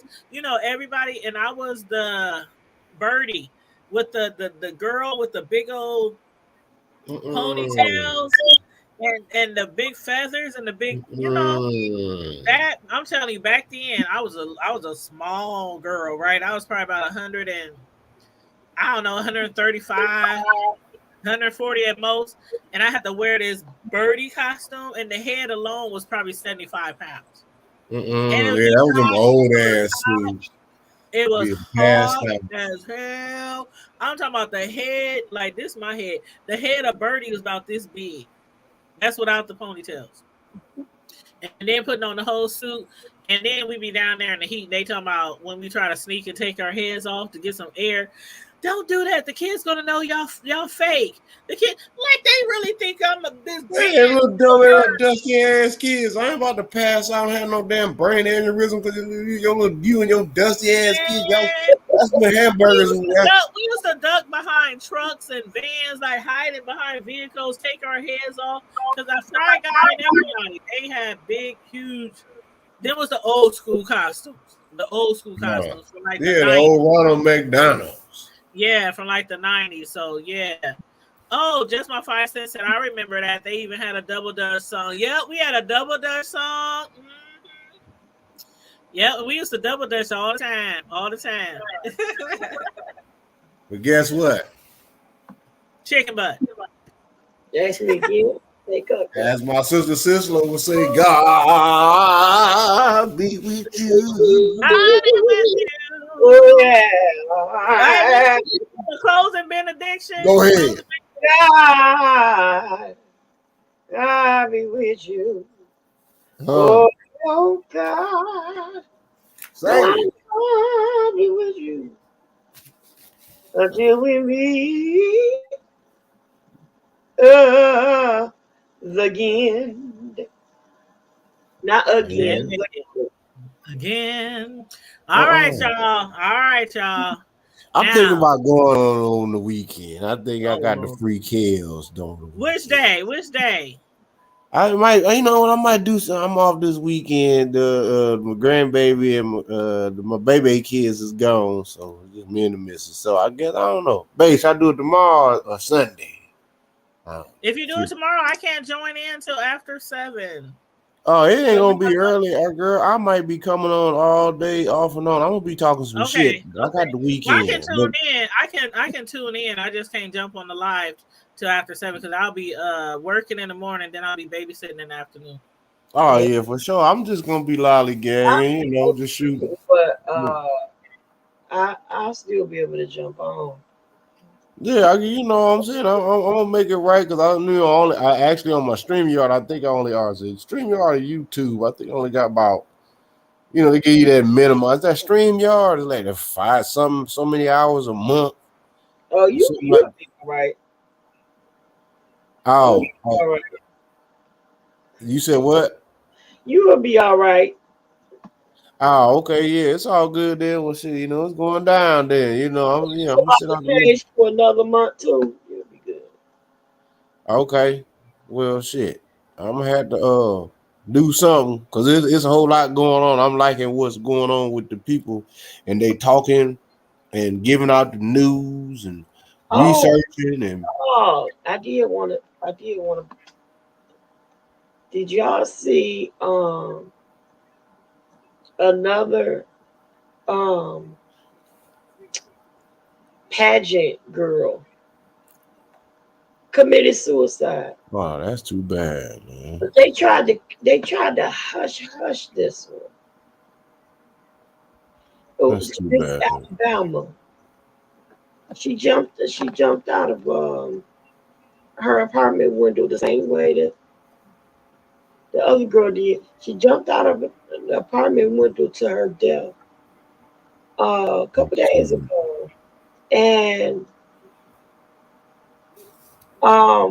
they really tried to keep it hush hush. I don't know why, because they kept saying she died from injuries from her an accident. The accident was she jumped out of a window and killed herself. Yeah. So I don't know anymore because they, like I said, they was trying to keep it really, really hush hush. And I don't know if it was her family. It's an African American girl too. But she jumped out of the window to her death a couple days ago. So yeah, we are talking about that and some other stuff. So yeah, I'm putting that up. It's always something, ain't it? Yeah, that was too bad. Like, that really kind of bothered me. Like, why are all these beautiful young women killing themselves? Like, Too much pressure. so drastically, too. I mean, they're jumping out of windows. Yeah, that's too much pressure. That's Not for the kid. I am good. In the neighborhood. yeah, so I kind of wanted to mention that to you guys. That's crazy. That is Yeah. crazy. Miss Well, all Allen. right, you guys. Maybe we can continue this conversation this weekend on your channel or Bro's channel. But I'm about to get up off here. I got training at 8:00 in the morning. Off for show, so let's get you some rest. Y'all already know all is well. Love you Okay, guys. I'm gonna do the closing benediction. Y'all ready? Yes. All right. May the Lord watch.